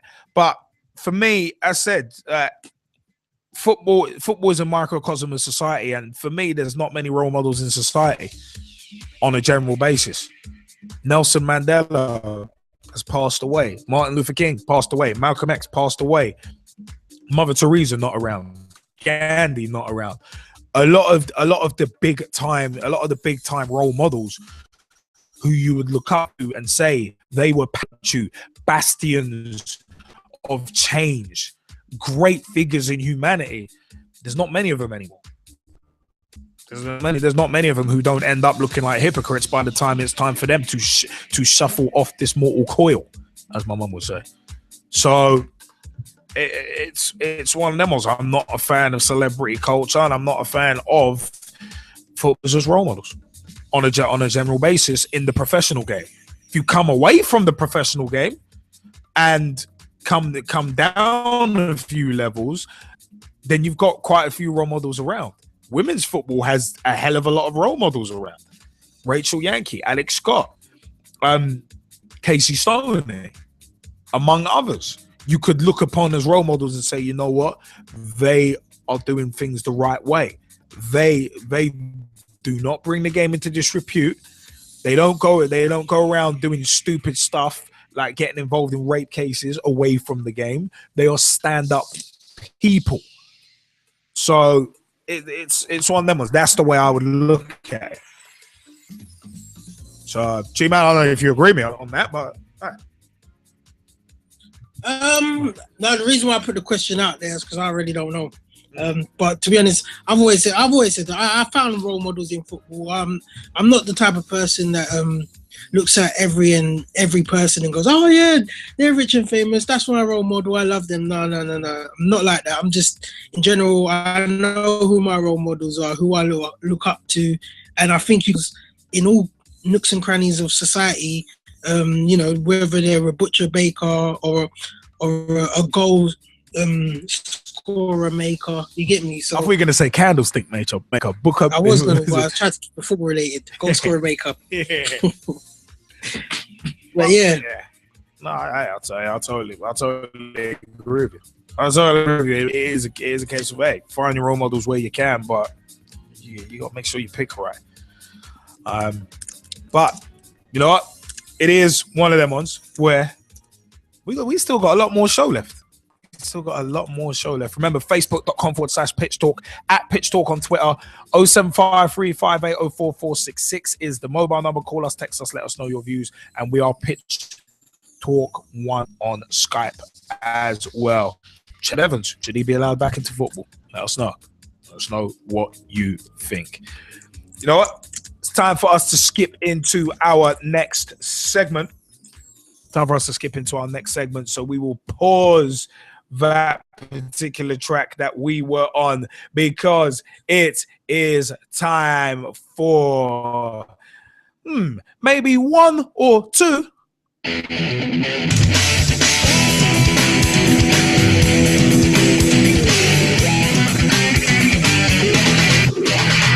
international and continental talking points.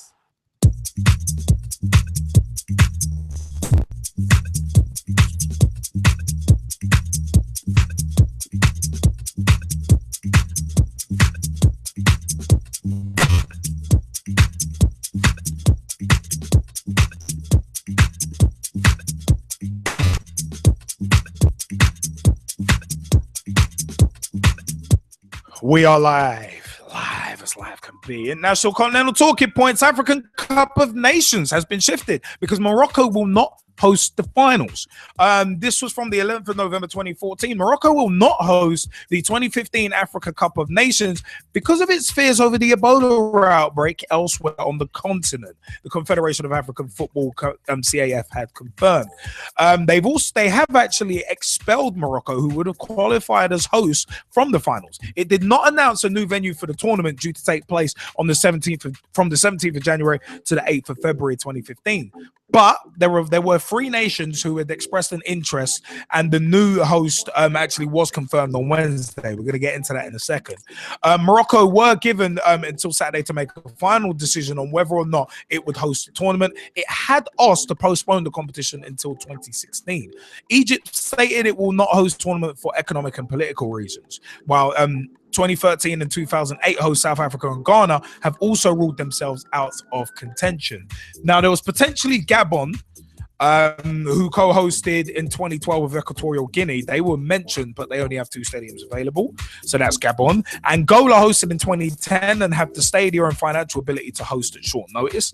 Tunisia hosted in 2004 and has the venues, but recent political turmoil and violence at football matches might count them out. Algeria is actually one of 7 nations who have said they want to host the 2017 tournament and are the only ones who might be in a position to host an earlier tournament. Nigeria has the stadia after hosting the Under-17 World Cup in 2009 and a brand new facility in Akwa Ibom State, but presidential elections are set for a week after the tournament. And Nigeria recently have actually had their own problems with potentially getting a FIFA ban because of government interference within their game again. So there's that kind of asterisk. Qualification matches for the tournament continued as planned on the 14th and 15th of November to decide the 15 teams that will join the new host country for the finals. Now, up to the 4th of November, at least 4,960 people have been reported as having died from Ebola, mainly in the West African countries of Sierra Leone, Liberia, and Guinea. Morocco had expressed fears an influx of foreign fans could help spread the epidemic. The North African country was actually scheduled to host FIFA's Club World Cup next month, featuring Champions League winners Real Madrid. It said it was willing to continue with its hosting duties for that tournament because it did not expect many supporters to travel from Ebola-affected regions. The 2 African teams playing in the Club World Cup are from Morocco and Algeria. Now, on Friday, 14th of November, it was announced that the football authorities in Equatorial Guinea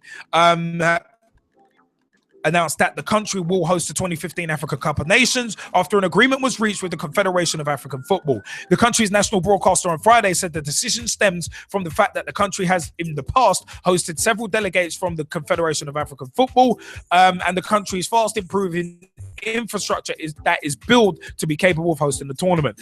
CAF had confirmed the development for its official Twitter handle. The Orange Africa Cup of Nations 2015 will be held in Equatorial Guinea, tournament to run from January 17th, 2015 to the 8th of February 2015. Equatorial Guinea, who co-hosted, as we said, the Afcon in 2012 with Gabon, will replace Morocco, who refused to host the tournament, as we've just said. So Morocco were replaced and banned from the tournament, despite asking for the postponement of the competition over the Ebola scare. Now, very interesting one, actually. You know what? I think it's a little harsh to actually bar Morocco from the tournament. But at the same time, if they're relinquishing the hosting duties because of fear of people coming in and spreading the Ebola virus into their country, then in theory, you're relinquishing your right to take part as well. Because if you're relinquishing the hosting, but you're still taking part, there would still be the chance of Ebola being passed into your country when other places, when other Ebola-stricken countries come into your country to play against you anyway. So yeah, it's kind of a convoluted one. But at least it is a legitimate reason to want to relinquish the tournament. Maybe it's a bit of fear mongering, moral panic, and that kind of thing. I think it's kind of that. But at the end of the day, if you don't know what the virus is capable of, you don't really want to take any chances with it. So in theory, I can actually kind of understand and sympathize with Morocco. But it is a case of, at least, what was it? They actually gave. The thing is though, another kind of convoluted argument is the fact that they still want to. Of course, they still want to, because they still want the money. They want to host FIFA's Club World Cup. I love the fact that it was like yeah, we'll continue with hosting duties for that, but no, it doesn't quite work that way. If you're relinquishing one, you're relinquishing the other two, because exactly the same reason that you gave for not wanting to host Afcon, that could actually be applied to the FIFA Club World Cup as well. because at the end of the day, you never know. You might get people from Sierra Leone, Liberia, and Guinea traveling to Morocco. These Ebola-stricken countries, you might get them traveling anyway because they want to see Real Madrid, who are, in terms of a draw, Hulk Hogan and Stone Cold Steve Austin and The Rock, three biggest draws ever in wrestling. Real Madrid, one of the biggest draws, if not the biggest draw in football.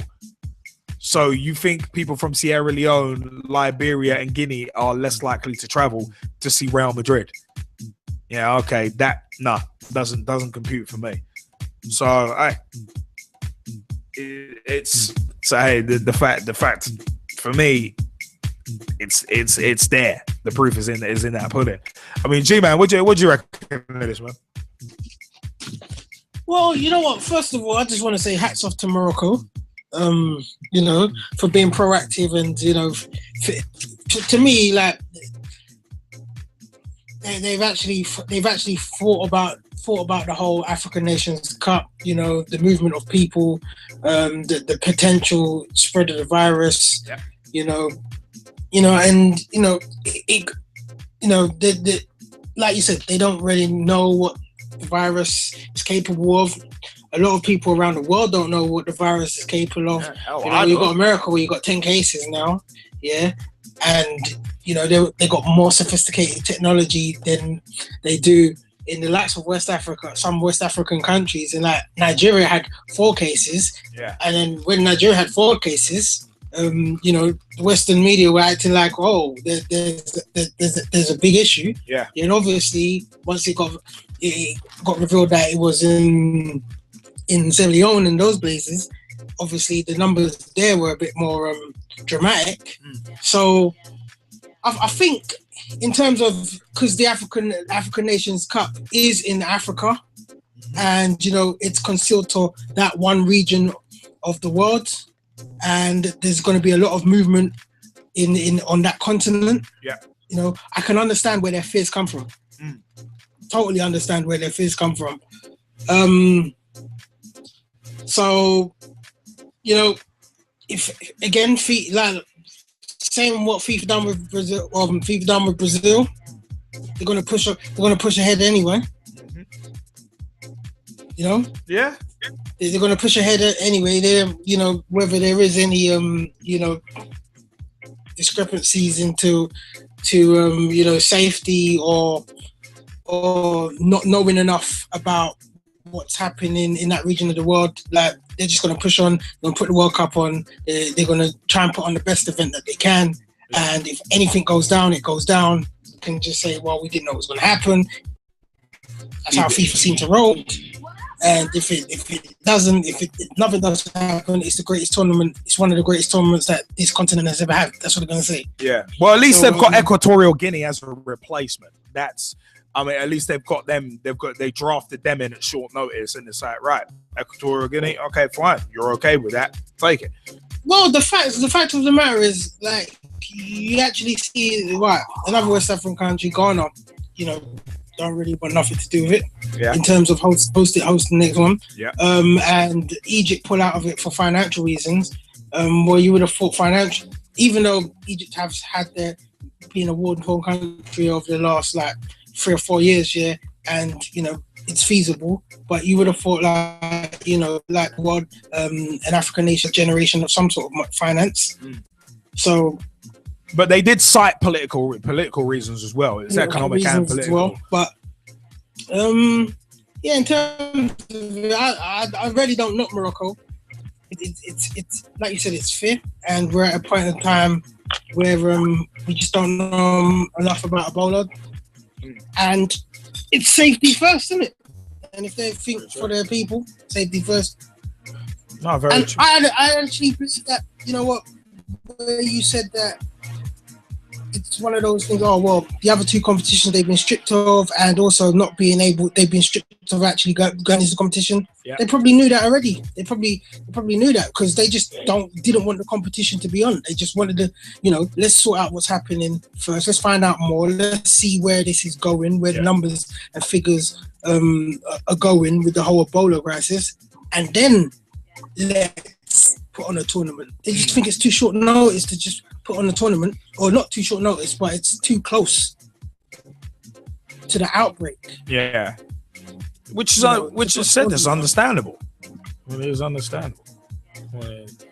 But you know what? Yeah, we've actually got a caller on the line. You are live. You are through to your Monday Night Footballing Fix, live to the people. I must say, no profanity, please. But who have we got the pleasure of speaking to right now on your Monday Night Football Fix? Ooh, let's get ready. No, I'm joking. Let's get rid of a big T. If you don't know who this is by now, I'm going to be quite worried. So all I'm going to say is, hi guys, how y'all doing? All good, Big T. How about you, man? Yeah, I'm all good. I mean, like I say, I made promises. I mean, I try to keep it like my missus said, but that's another story for another time. It's just a PG show. It's not WWE, ECW anymore. But no, I'd just like to phone in and I'd just like to say I hope you're all well. And thank you again for helping promote my newsletter. I hope you got it and I hope you've seen it. And you never know, if you do, you might see a couple of familiar faces who've given a few interviewees, if you know what I'm talking about. So I'd just like to thank you, man, and everybody else who's put their names forward for it, and hopefully you like the end product. So it's self-promotion right there. But, hey, ain't nothing wrong with self-promo. Yeah, but thanks again, honestly. Like I said, I do appreciate it. Nah, all good, Big T. Hey, you've been with us pretty much from day one, man. From almost like 4.5 years of PT now. But Big T, question for you. Go for it. The Ched Evans issue, your view? Well, that's a funny issue to talk about because in my book, if he's committed a crime, I was talking about this actually at one of the games last week for Northampton. We were all discussing whether Ched Evans should be allowed to play for a league club. My issue about it is he shouldn't be allowed to jump back into a League One side / League Two. Does that make sense? He should start at like a lesser club. I mean, it's a high-profile club. I mean, let's face it, Sheffield United are one of the biggest teams in League One, let alone the whole of the country. Sheffield's a big place in the whole of the country, if you know what I mean. But Ched Evans, he's going to be playing for, if he does, I don't think nobody does, team which is well recognised and respected in the football community. How is that going to look if he's playing for a team like Sheffield United? He's playing in front of all the fans, there's women, there's men, old alike, and he's playing in front of them. What kind of example is that going to step towards the people who see him? If he plays on Sky, I know I'm ranting a bit now, but if he plays for a team like Sheffield United on, say, Sky Sports, and people are saying, now, what are the commentators going to say? Oh, it's Ched Evans. They're not going to be able, I'm not ribbing in this, but they're not going to be able to just say, as a commentator, Ched Evans. They are going to literally rip him apart like a Sunday dinner. And I don't mean that in a funny way, because it's true. If I was Ched Evans, I would start in somewhere like the Panorama Conference. I mean, a perfect example, I'm sure Jaymie Bailey, if he's there, Bailey, if he's in the Skype chat, sorry, I had to, right now, I'm sure he's going to agree with me in this instance, because Lee Hughes, a former Notts County player, he was charged with, I'm not sure what the incident was, but I know it had something to do with leaving the scene unattended when he was in a car and he killed somebody. Yeah, I think it was trying under the influence. Yeah, exactly. And basically, he played for Notts County. He was ripped apart, and it didn't go very well for him. And now he's playing for a good team in the conference called Forest Green, who were on the verge, I think, of getting him promoted to the league. But Ched Evans, it's a perfect, obviously his crime's a bit more severe than Lee Hughes, if you know what I'm saying. But Ched Evans, if it was up to me and I was the powers that be, I'd say to him now and say, look, done your crime. Yes, you've gone through it. You've made an appeal to the public. I do respect that in a sense. But at the same time, you can't be playing for a team that's respected as Sheffield United and expect to click your things and go, you know what, I'm going to jump back into this club. I'm going to play professional football. I'm going to get my wage. And for the victim who that's what it's saying. I think he should start at a lower team in the conference, or maybe in the Vanarama North or South, then redeem himself, then work his way up the ladder, instead of just going, you know what, I'm going to go rush back into a club and not think about the consequences. So my whole goal out of all of this is to say that he's rushing into it. He's done a crime. He shouldn't expect to just rush back into a club like Sheffield United. And I know I'm going off, so I am sorry, but I personally think that he won't go back to the consequences of Ched Evans being playing for Sheffield United together too, it's too high. The risk is just it's endless. There's a whole list of things you can say if Sheffield United take back Ched Evans. I'm sure you've all thought about it, but the list is endless. So, but you know what? But Big T, you know, but the thing for me, I wouldn't even want Ched Evans playing for Ibis, and we play in the 14 Southern Amateur League. I wouldn't even want him playing amateur football. In all honesty. With that kind of record, I wouldn't even want him playing for an amateur league side. Well, then what? Let alone Vanarama Conference. Well, then what would you do with him? If somebody said to you, look, Ched Evans, he wants to play football, he wants to show that he's rebuilt himself, should he start at the very bottom or not play at all? I would say not at all, unless he legitimately redeems himself by clearing his name and proving he's an innocent man. And as G-Man rightly said earlier, I think Ched Evans needs to concern himself with that rather than trying to get back into football.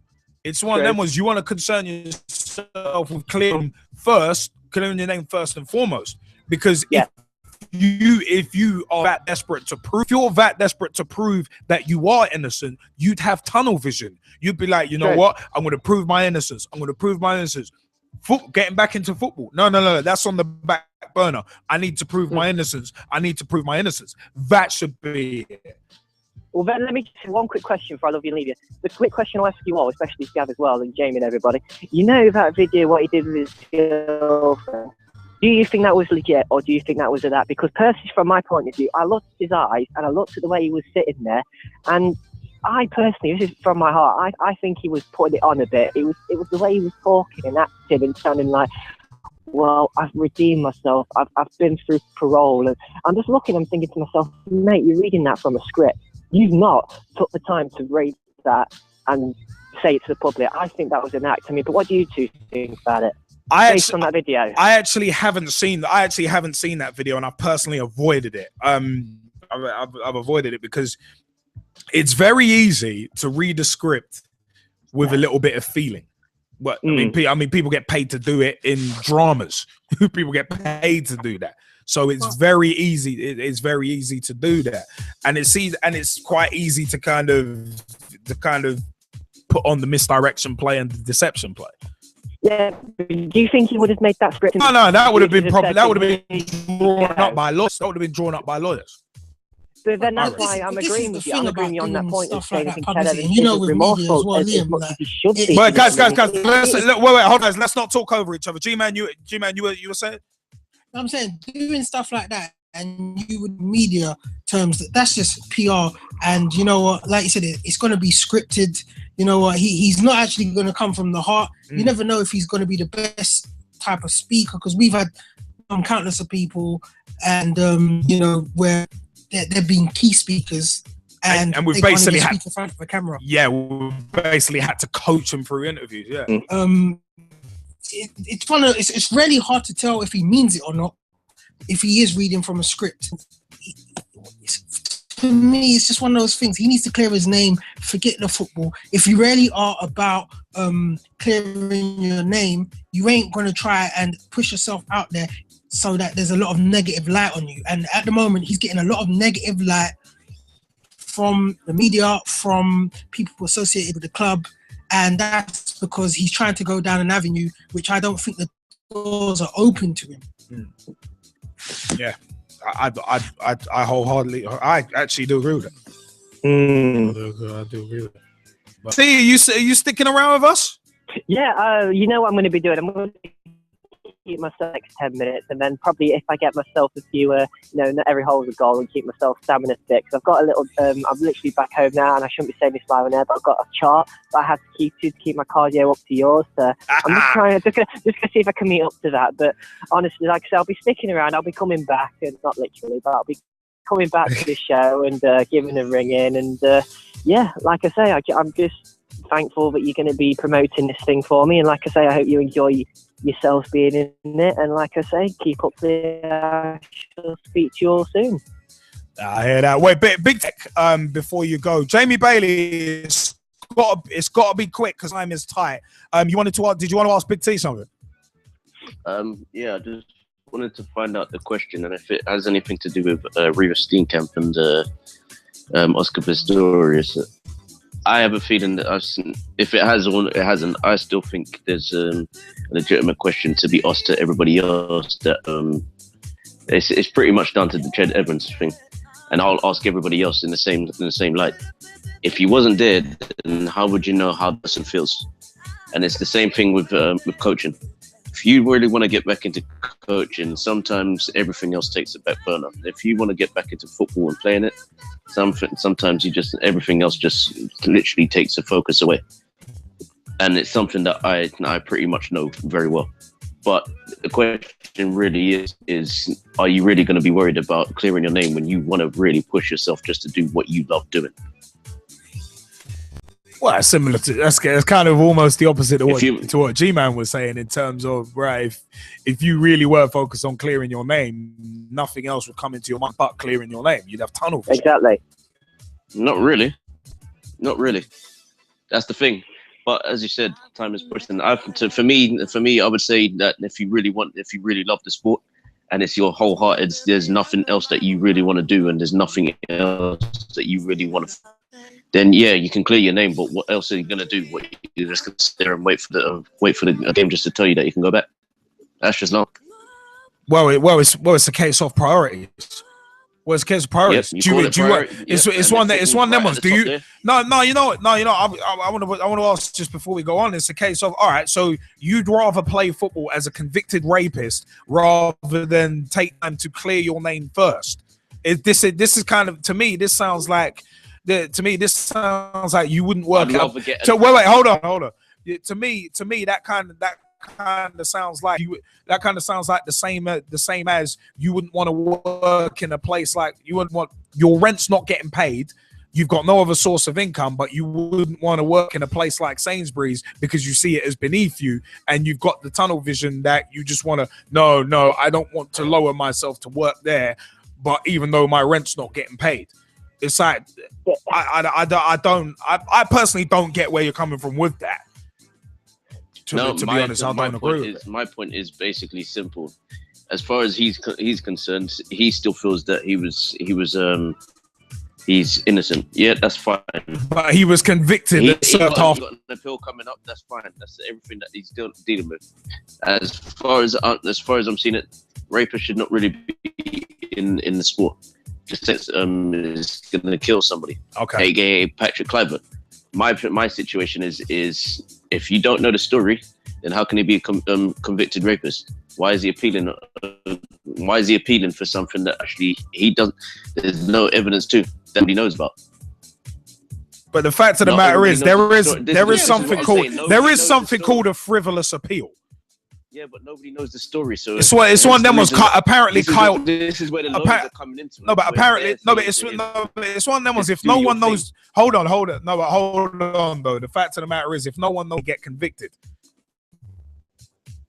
You can't be convicted. You can't be convicted if there's no evidence.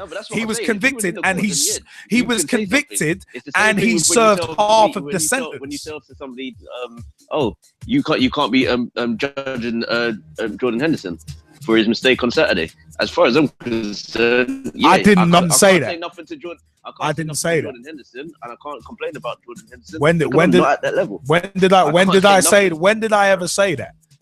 When did I say you can't? Did you say something to somebody in a chat about Jordan Henderson being was it Jordan Origi? No, it was Jordan Henderson. It was Jordan Henderson. No, it was Divock Origi where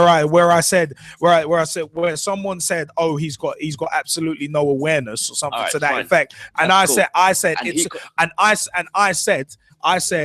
he's young, he's 19. Let's give him a chance.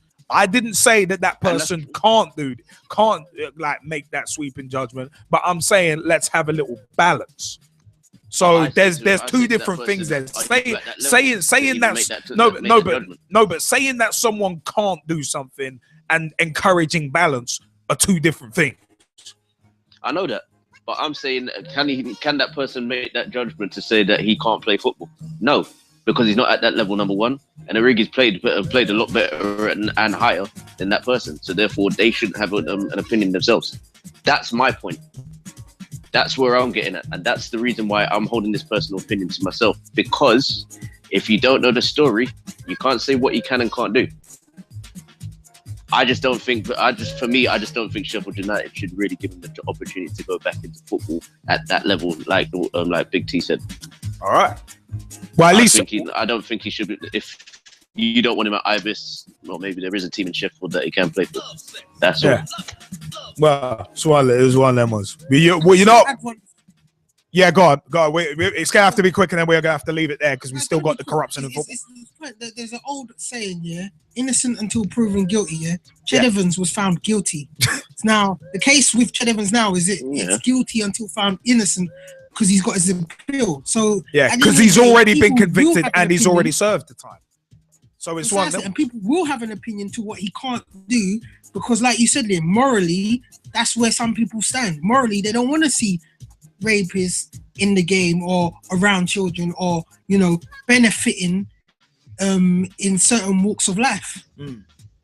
All I know is that if he Jamie, we've got to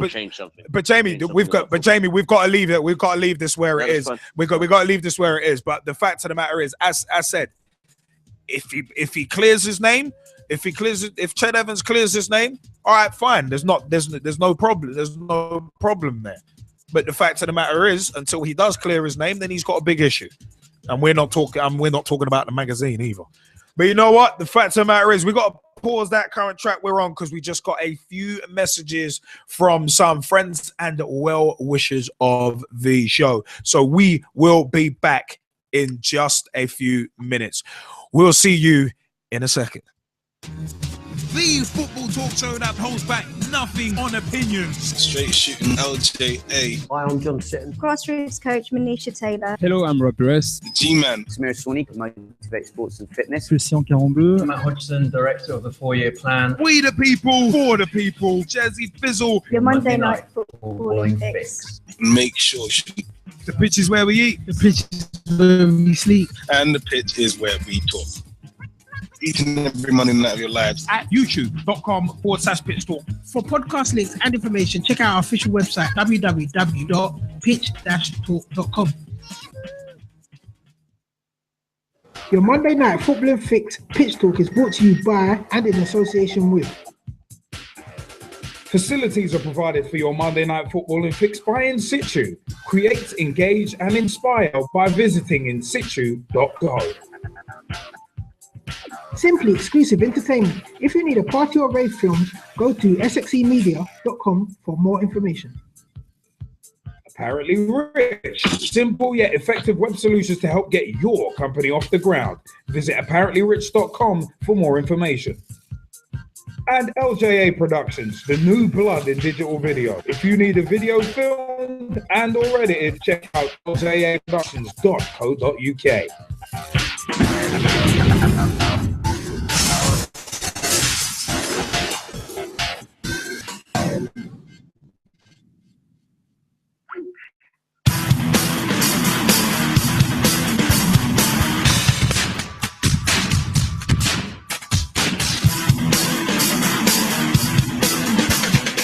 LJA Productions, the new blood in digital video, offering video production services such as video editing, video encoding for the web, including YouTube and Vimeo, audio recording, filming of interviews, promos, live events, and much more. Get in touch at www.ljaproductions.co.uk or twitter.com/LJA Productions and let the new blood in digital video promote you.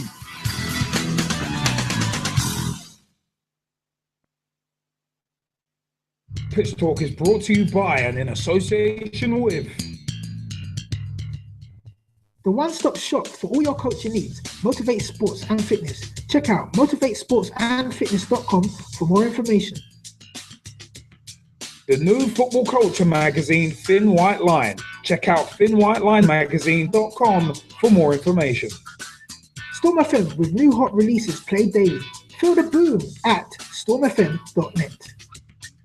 Two girls with their Bonnie Scotty trying to cover as much women's football as they can. Girls on the Ball.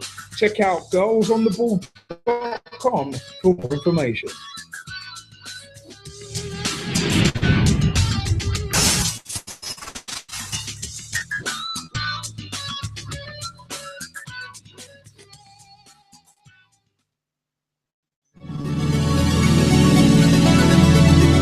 Hello, I'm Rob Perez. Grassroots coach Manisha Taylor. Christian Carambeu. Matt Hodgson, Director of the 4-Year Plan. Dave McLaughlin. I'm Rob Lusher. Andy Copeland from the Glennet Southern Amateur League. Philip Wick.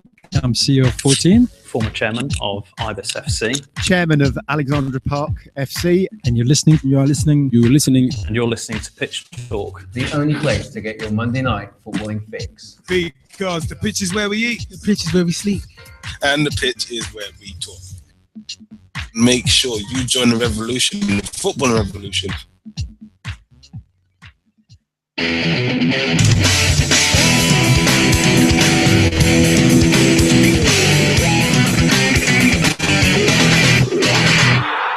Pitch Talks special feature.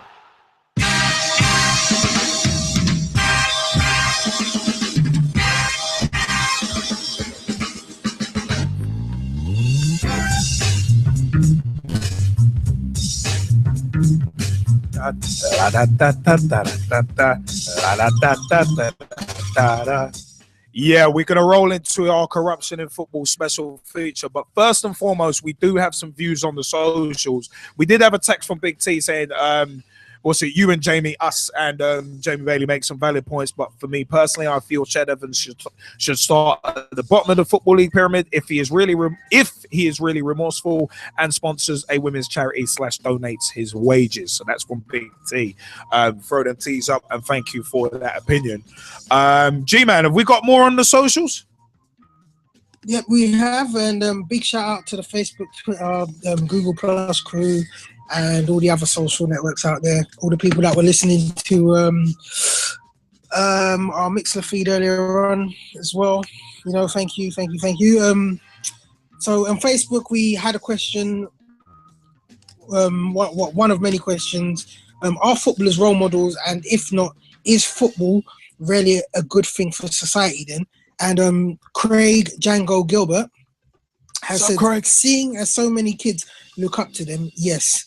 But are they positive role models is an even deeper question. While they have not asked to be role models, and the fact that someone that kicks a ball will inspire more than a Nobel Peace Prize winner or a hardworking teacher just reflects society on a whole. That's a good point. Yeah, not exactly in a good way either. Look at celebrity culture now. Some celebrities are held up. But Samir Soni has also said that's whether or not footballers... Yeah. Hello? That's Samir Soni of Motivate Sports and Fitness, by the way. Oh, okay. Yeah. You can hear me, yeah? Yeah, I can hear you loud and clear. Sorry, bro. Samir Soni has said basically, whether or not footballers or even fans themselves believe it, those in the spotlight are role models by the basis that so many young people aspire to be like them. The majority quietly get on with their jobs in their correct way and are role models, being rewarded for the hard work and sacrifices they put in. However, the negative sides of which we are all aware that are delivered to us by a minority, these people bring it all crashing down around us. The problem right now is that there are still not enough mentors to support these role models and help them be the best they can be while still enjoying their lives in the right way. He's also said, P.S. the coaches are just as big a role models, very underrated job they do. Sir Bobby being an example of how to live, educate, travel, inspire. That's an interesting point, actually. And, it is one of them ones where Samir Soni, in all honesty, actually, has been one of the people on Pitch Talk Meets interviews, along with many others, who have, over the past few years since we started Pitch Talk Meets back in 2012, that have gotten me kind of thinking about the bigger picture of the game and the wider picture. And those role models as players, not having mentors is a very interesting one. I would say mentoring can pretty much come from anywhere, but you'd expect it to come from people at the top level. And I think a lot of people at the top level are actually failing to be proper mentors because either they're lying in their pockets, which we're going to get into in a second, or they legitimately just don't know how to be mentors or responsible, or the fact of the matter is they just don't want to. They just don't want to give back and help others. It's kind of dog eat dog world kind of thing. So that's a very interesting one. I quite like that. Samir, thank you. Craig Django Gilbert, thank you as well. And Big T, thank you for your view as well. And of course, Jaymie Bailey on the Skype chat, thank you for your view as well. Remember at Pitch Talk on Twitter, facebook.com/Pitch Talk as well. Keep giving us your opinions. Corruption in football is the special feature we're going on. We're going to come back a bit to give a bit of context. Reason being, Jack Warner, from the 10th of June 2014, said FIFA will never change while Sepp Blatter remains president, according to his former ally. Warner quit FIFA in disgrace following the corruption scandal in 2011, which we went over on past shows, after 3 decades as an executive committee member. The Trinidadian politician has continued to be caught in allegations surrounding payments made by another ex-FIFA member, Qatar's Mohammed bin Hamdan. Blatter was expected to announce at the time that he will stand for a fifth term as president. But Warner, who played a key role in securing Blatter's original election, said it was time that he stepped down. Now, adding a bit more to that, Warner at the time said if Blatter had one modicum of decency, he wouldn't even be at FIFA still. Pot kettle black in that regard, but we'll get back onto that in a sec. I've been with FIFA for 30 years. I am still the longest serving elected officer of FIFA, and under Mr. Blatter, I am saying to you that under Mr. Blatter, FIFA will never change. Now, but FIFA bosses secretly doubled their salaries in the latest report. Leaked documents revealed that FIFA bosses secretly doubled their salaries to $200,000, £118,000 earlier in the year, according to the latest report in the Sunday Times. This was back on the 22nd of June 2014. The new allegations of bumper pay rises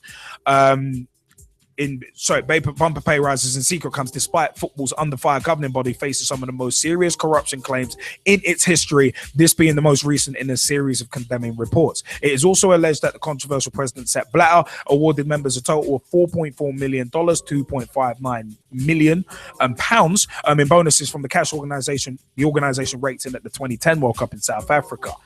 Now, the Sunday Times reported that the windfall revealed was in addition to expenses of up to $100,000, £58,800, plus free business class flights and 5-star hotels that executive committee exco members can claim. Now, moving on to that. The FA not to bid for the 2019 tournament in England. There will be this from the 23rd of June 2014. There will be no bid to stage the 2019 Women's World Cup in England, the Football Association announced at the time. It is understood their decision was prompted by a belief that France was strong favourites to win the bid. The FA confirmed that it will not be progressing its initial interest in hosting either the FIFA Women's Cup or the Under-20 Women's Cup in 2018. Expressions of interest were lodged to gain a wider understanding of the bidding process, the benefits associated with the tournaments, and the wider competition to host the tournaments. Having assessed all of these factors, the FA will not be furthering its interest in these competitions at this time. So it's one of them was so the FA was committed to growing women's football and continues to invest in the game domestically, both at elite and grassroots level. England lost out to Russia in the race to host the Men's World Cup in 2018, with Qatar chosen by FIFA to host the tournament in 2022. Hold that in mind, so you can see what's influencing the FA. In terms of not wanting to bid for the Women's World Cup. This is the knock-on effect that the corruption allegations have had. Now, fast forward a few months to the 13th of November 2014. The English Football Association has been accused of flouting bidding rules in its attempt to stage the 2018 World Cup, but 2022 host Qatar have been cleared of corruption allegations. A FIFA report says the FA behaved improperly when trying to win the backing of a key voter. Qatar faced a number of claims surrounding its bid, but the Gulf state is now in the clear. In effect, FIFA's long-awaited report ends talk of a revote. In a statement, football's world governing body welcomed the fact that a degree of closure has been reached. Again, keep that one in mind.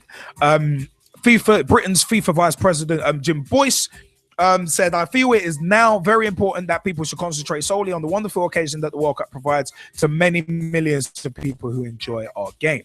However, the FA, the English FA, balked at the criticism leveled at it, insisting it had conducted a transparent bid. A statement read, "We do not accept any criticism regarding the integrity of England's bid or any of the individuals involved." The news that the FA has been criticised is a surprise, given that it's repeatedly called for transparency in the voting process and accused FIFA of not doing enough to stamp out corruption.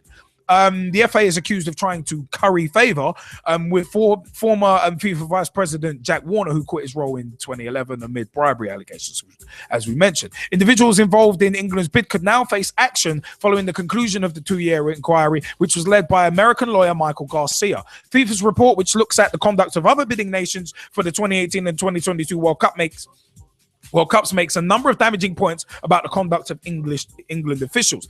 In particular, it says England's bid team tried to win the support of Warner, who was from Trinidad and Tobago, by trying to help a person of interest to him, in inverted commas, to find a part-time job in the United Kingdom, letting Trinidad and Tobago under-20 squad hold a training camp in the UK in the summer of 2009, sponsoring a gala dinner for the Caribbean Football Union at a cost of $55,000, around about £35,000.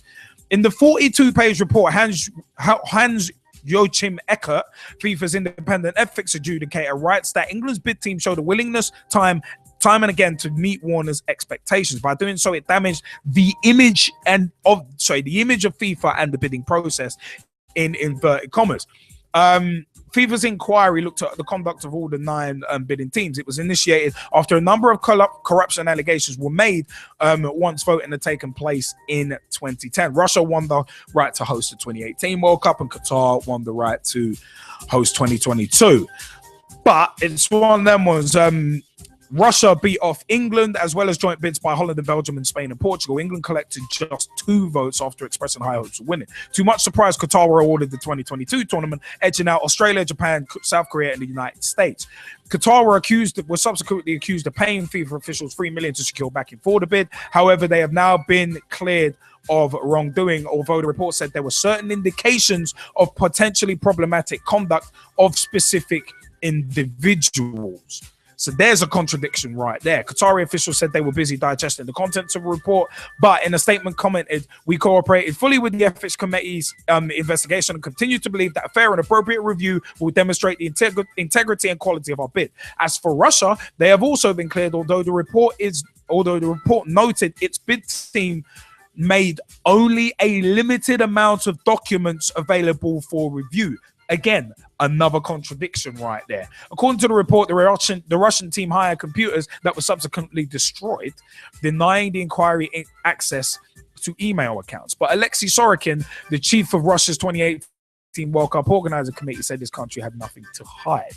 Now, on the 13th of November 2014 as well, literally about 4 hours later, about 4 hours after this verdict had come out, FIFA's report into allegations of corruption during the bidding process for the 2018 and 2022 World Cups has been questioned. That's not the funny part. By the man who investigated the claims of wrongdoing. If I could swear on this show, I would. But we don't allow profanity. Michael Garcia, who conducted the 2-year inquiry, said the report contains numerous materially incomplete and erroneous representations.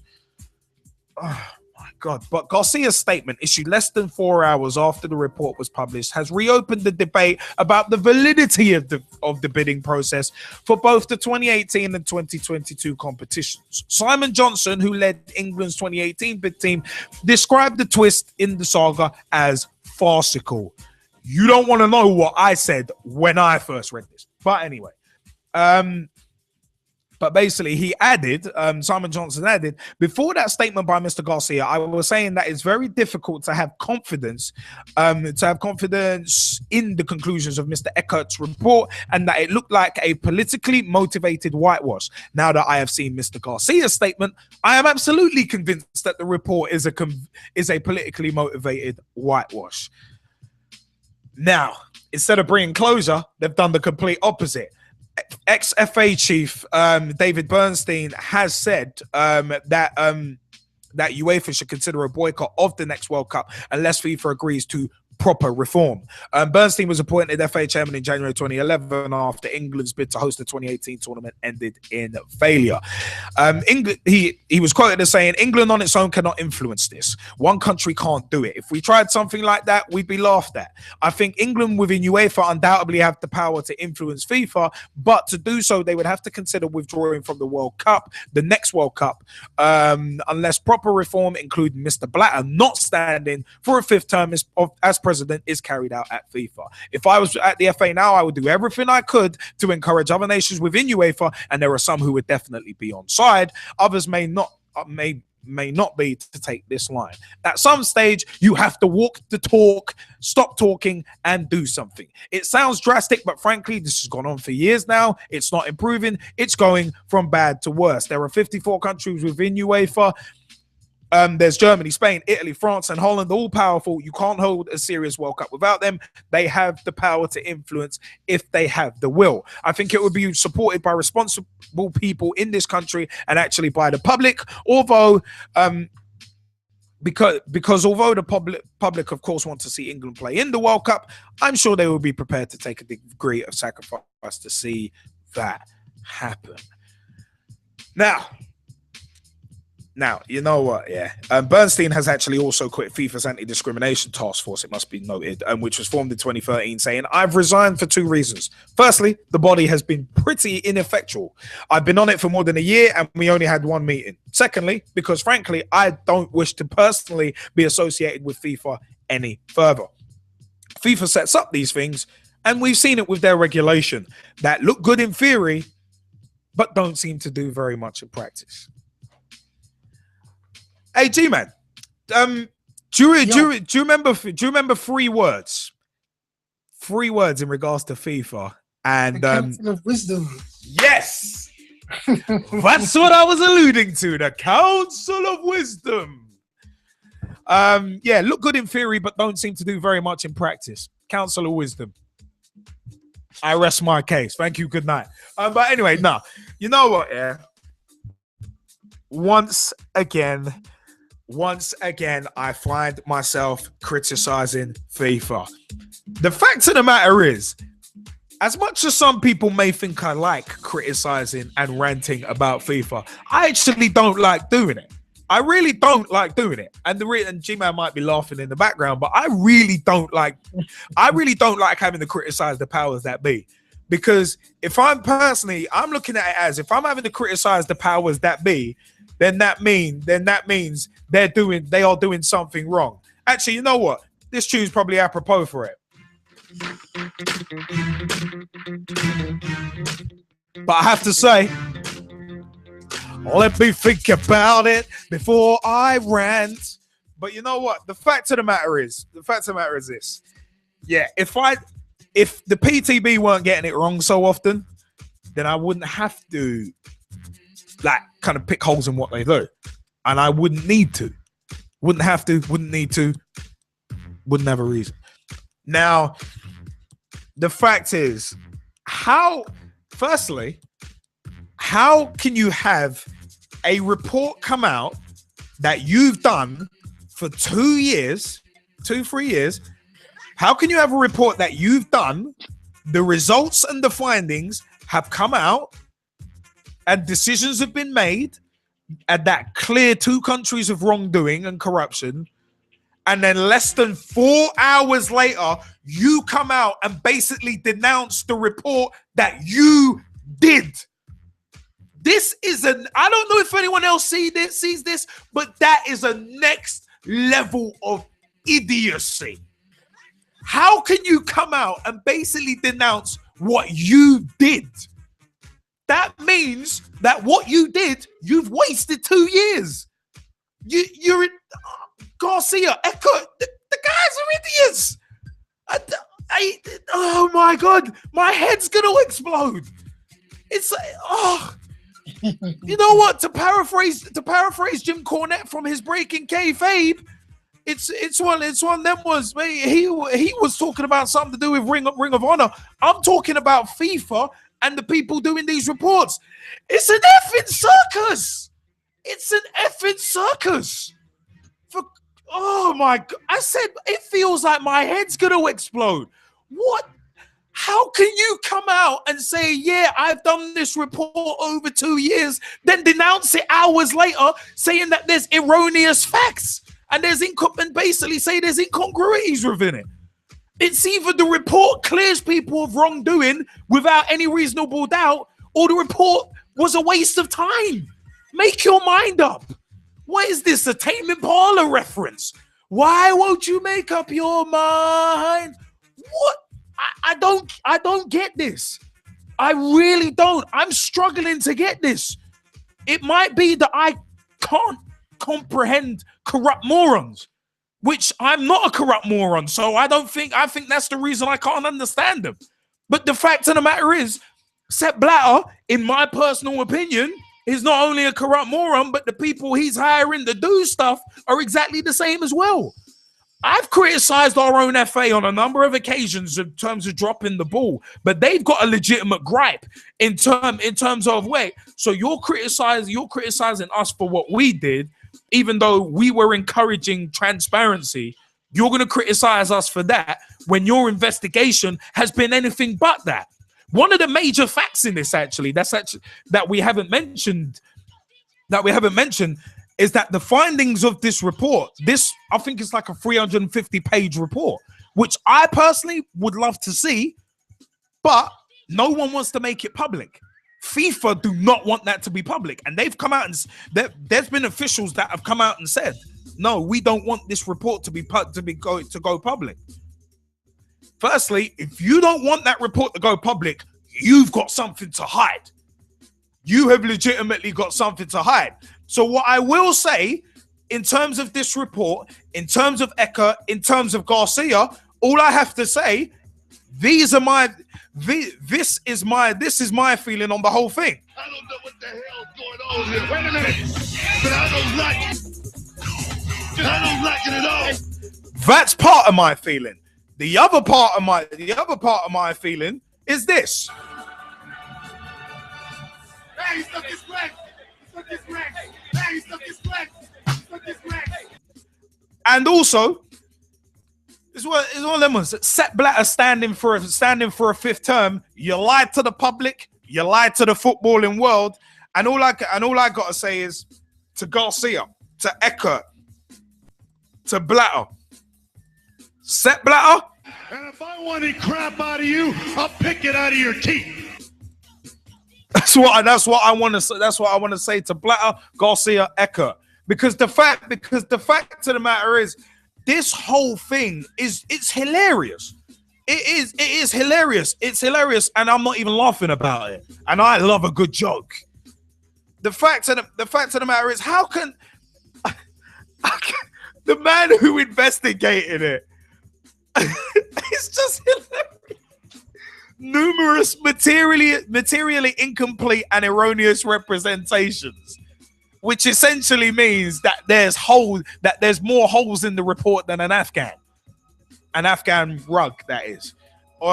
And it's one of them was Simon Johnson described the twist in the saga as he's spot on. Simon Johnson is spot on. And the fact of the matter is, I love the fact that Jim Boyce come out and said, yeah, people should concentrate solely on the wonderful occasion that the World Cup provides. We can't do that because the report has offered no closure. There is no closure. If anything, you've actually opened up more of a can of worms than you really wanted to.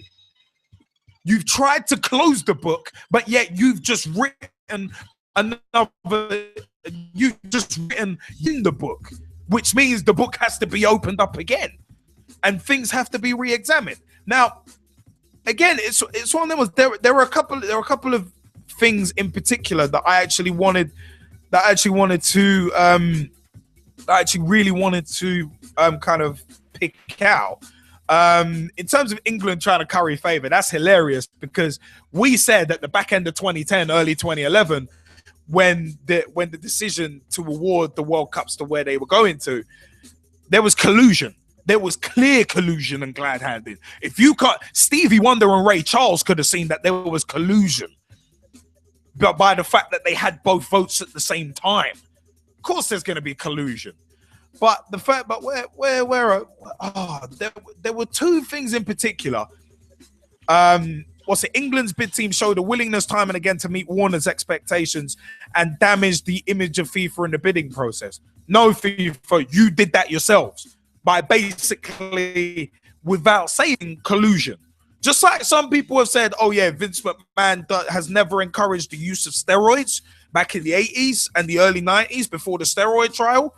There was nothing ever said, but you could see by the guy's hiring practices and who he was pushing, you could see what he was going for.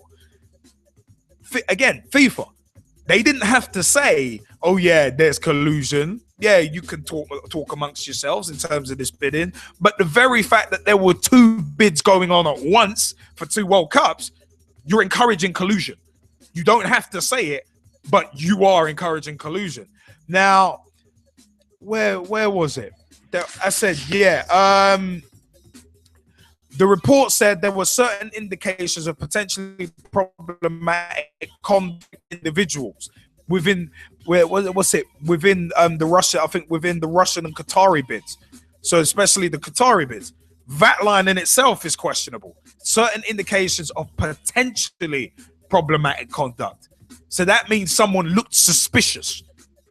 That's what I'm reading from it. And there's another one as well. That's to do with the Qatari one. But as for Russia, they had also been cleared, although the report noted its bid team made only a limited amount of documents available for review. Again, how can you come to any sort of cast iron decision if they haven't given you everything to make a decision and a balanced one?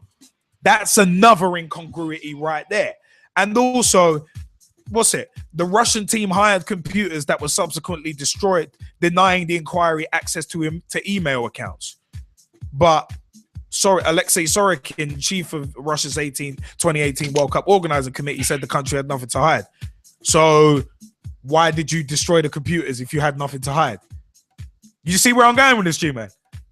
Yeah. Tell me you can see where I'm going with some of this. No, I see totally where you're going with some of this. I don't get this. I said it's an effing circus. It really is a circus. And like that report probably ain't worth wiping your backside with, to be perfectly honest. If the man who actually did it comes out and criticizes it hours after the decisions based on that report were released. I don't get this. It's farcical, isn't it? This is what gets my blood boiling when it comes to football. This is what I end up passionate about. Results on the pitch. Results on the pitch. Liverpool losing a few matches this season. I put that on the back burner. Jordan Henderson scoring an own goal. I put that on the back burner. England not doing well in tournaments. I could put that on the back burner. But with this kind of stuff, this is ruining the game for everybody. For everybody. It's basically making the game look like a bunch of clowns. Like what Jim Cornette has said about the film The Wrestler. It doesn't exactly paint the wrestling business in a good light. I don't know how many times we're going to quote Jim Cornette, but he speaks sense for me. This is one of them ones. The fact of the matter is, Cornette has said that the movie The Wrestler doesn't paint the wrestling industry in a good light because it makes it look like a bunch of morons, like the guy running the Ferris wheel at the county fair with very few teeth placed in various places within his mouth, going, all right, here we go. And it's one of them ones. It's the same frustration that Cornette had with that I have with FIFA. I legitimately have with FIFA, because at the end of the day, they're making the game look terrible. Oh, good God. They are making football as a game, as a pastime. They're just making it look stupid. They're digging it a grave with a fork and spoon. Any sort of credibility is getting flushed down the toilet over and over and over again. It frustrates me. I've been waiting all week to get that off my chest. G-Man, what's your view on this whole thing? And then we'll throw it out to the Skypers. No, like I was saying before, it is rather farcical. And, it just makes FIFA and all the FAs look, well, when they meet at just makes them look like a Punch and Judy show. You know, it's just a lot of back and forth. Oh, there he is. Oh no, he never, and all of that sort of thing. You know, with sort of comments with the Jack Warner, Sepp Blatter situation, and then now you've got the whole Greg Dyke and the English FA situation. And what I want to touch the point on is the whole, you know, the English bit, the English bit. You know, to me, again, I've said this before, and I'm gonna say it again. England discount. They just sound like they're disgruntled because they never got what they wanted. You know, because to me, it just sounds like if they got what they wanted, then this would have just been pushed under the whatever happened in the background. They would never have spoken about it. If you get where I'm coming from. It's be like, oh, we won the bid, or whatever deals they were trying to strike for Qatar and whatever. And basically, if Qatar didn't win it, England won the bid and Russia won it, it would never have been spoken about because the only other person would have been moaning about it really would have been Australia, but no one would have been in Australia's corner because England didn't win it. Now they've got something to say and they're moaning about it, and no one else is really in England's corner anyway. Oh yeah, of course you can see with the bidding process, yeah. No, it's like it's cutthroat, dog eat dog sort of situation on the bidding process. But as a whole moral stance, it just seems like all the FAs, they're all separatists on this situation anyway. You know what I mean? Because it's like it's only England that seem to be fighting a corner. No one else is saying anything. You get where I'm coming from? Yeah, I mean, Australia threatened legal action recently over Qatar winning it, and also the potential of it being moved, which is still not confirmed yet. It just seems funny to me that if you know what I mean, like if there is something, we all know there's something wrong with FIFA. Yeah, of course. We've all seen certain decisions that have happened in certain departments of the game and with certain issues in the game, but no. There's like what I can't remember who said that if the big nations came together, then they could actually, you know, take a real stance. But it's not happening, and the fact that it's not happening is very worrying. And if it was to happen, are they all gonna be moving in the same direction? Are they all gonna be moving for the same cause? Yeah. Or are they all gonna be moving, you know, to do something like for instance, walk out on a World Cup? Are they all going to do it on their own individual understandings? And when it gets to the end, it's going to be like a nation that had taken down their government, and then as soon as the government's gone, there's a load of infighting and backbiting. Do you get what I'm saying? Yeah, I mean, as you said, football is very much dog eat dog, and these guys on a federations within UEFA can't even decide who's going to get coffee, let alone let's stage a mass walkout. I think you'd end up getting someone like England walking out and no one following. Yeah, which is what Bernstein is saying. Like, no, we can't do this on our own. If you want change, if you want reform, it has to be a united front. Well, it's one of those ones with Morocco, just taking it to the African nations. Yeah, Morocco didn't want to hold it. They suggested, why don't we just postpone it? Nah, don't worry. You don't want it, we're going to give it to somewhere else. Everyone else just gets on with it. Yeah, and you're kicked out. Yeah. I mean, it's one of them ones where the whole thing, the word farcical was there. I don't know, man. I mean, the whole thing is just absolutely baffling to me. It really is just utterly baffling to me. I don't get it. It's just disappointing. I said it is so disappointing. I mean, I'm not gonna cry about it, but it's just one of them was it kind of almost sounded like I was going. But it's frustrating. It is legitimately frustrating that this can go on, but without a united front, there's not going to be any change. And I want this report to be public. I don't care if it's 350 pages. I'll read it. I'll take 6 months. Even if it takes me 6 months, I'll read it. It's one of them was the Evra Suarez report. I still don't know anyone who read I legitimately still don't know anyone who that Suarez Evra report who actually read any of it. I legitimately have not met anyone else who read the first page, let alone 70 plus like I did. I don't know anyone else. And but this FIFA report, this 350 page report, I'd love to read it.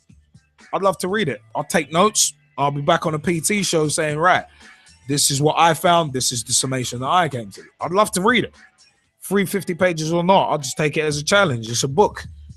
Like Tales from the Secret Footballer. Finished reading that recently. And it's as I said, stuff ain't gonna change. That's the worst thing. With the current guys in power, it ain't gonna change. And the worst thing is, you got people lying. You got Blatter blatantly lying.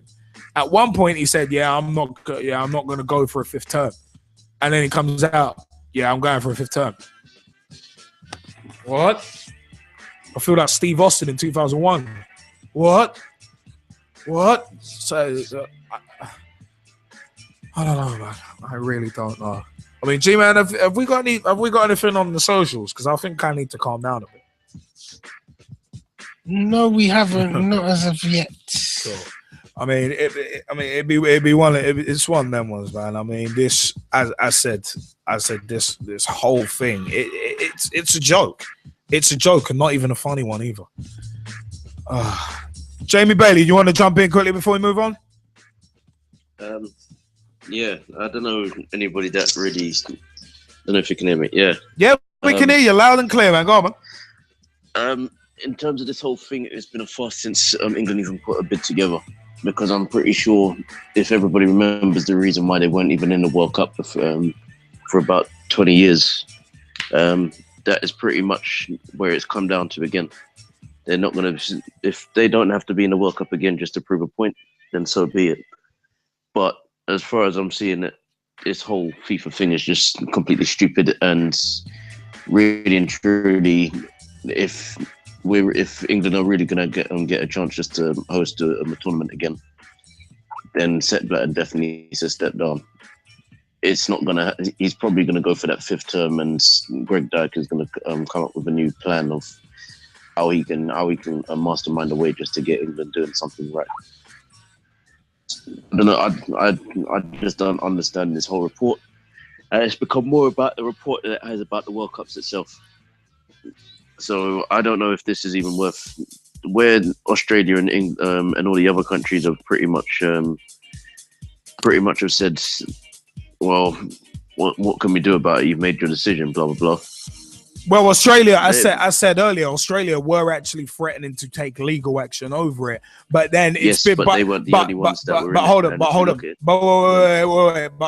on. But the thing is, they had been found. They had actually been found, apparently found guilty of breaching some ethics code. So they might have to put that lawsuit on the back burner. Funny that. All of a sudden they're actually breaching ethics code. Yeah. Really? After the fact that they want to say something about a team that we need to sort out this situation before it escalates.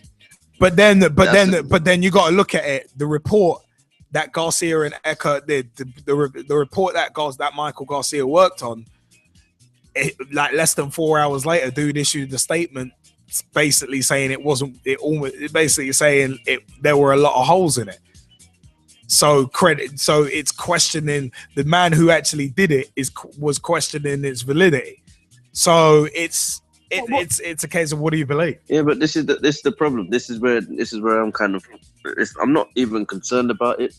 I'm just seeing it as this is typical FIFA, and the fact of the matter is, as you pretty much said, Russia beat off England.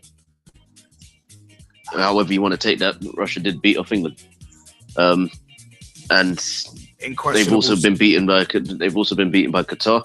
So is the USA. So is Japan. So is Australia. So is there was another 2 other countries that are involved in both bids. Well, you actually can't. You can't bid for the same. You couldn't actually be involved in both bids. That's That's where this is where the incongruity actually came in when we originally went over this, when the decision was made in early 2011. Late 2010, early 2011, because the fact of the matter is obviously England couldn't be involved in the 2018 bid and the 2022 bid. So the thing with the 2 bids being on at the same time, it was different countries in the 2018 one, different countries in the 2022 one, and there was collusion, because at the end of the day, a lot of people were like, all right, if you vote for me in this, I'll vote for you in that. That's how England ended up only getting 2 votes. Because there was right now, because England actually had. Wasn't anybody really surprised that this was going to happen? No, but the fact is, England had the best technical bid, and Australia had the best technical bid for the 2022 World Cup. So that's where the surprise is. The bids that make the most sense and the ones that were the best technical bid didn't get it. That's why Australia was so fuming, because I think they'd spent something like 10 million on their bid. They'd been building up. They'd spent 10 million on it. And then to see a supposedly shady decision rendered, they weren't happy with it. That's why they were threatening. They were threatening legal action. So it's one of them ones. If you've got the best bid, but you don't win, then obviously you've got a right to ask questions about why you didn't win. You've got to ask questions. Why are they spending 10 million on a bid? I think it was around 10 million or something like that. But they legitimately had the best. They legitimately had the best bid. So expensive. But the thing is, you got to look at who they got behind them. I mean, the English bid had Beckham, Prince William, among others behind it. They had big names behind it. All Englishmen. And Australia did the same thing. Australia did the same thing. They got big names over there behind their bid, and they thought, yeah, they're going to win it. England thought they were going to win it too. But as said, the point is, well done, FIFA. You've dragged the name of the game through the mud once again, and once again you've dropped the ball. Once again. But the fact of the matter is, we got to shift on. Because time is pressing on. So you know what? We are actually going to have to round out the show with our next segment. So let's roll into what is going to be this week, due to time, the final segment of the show. And that segment is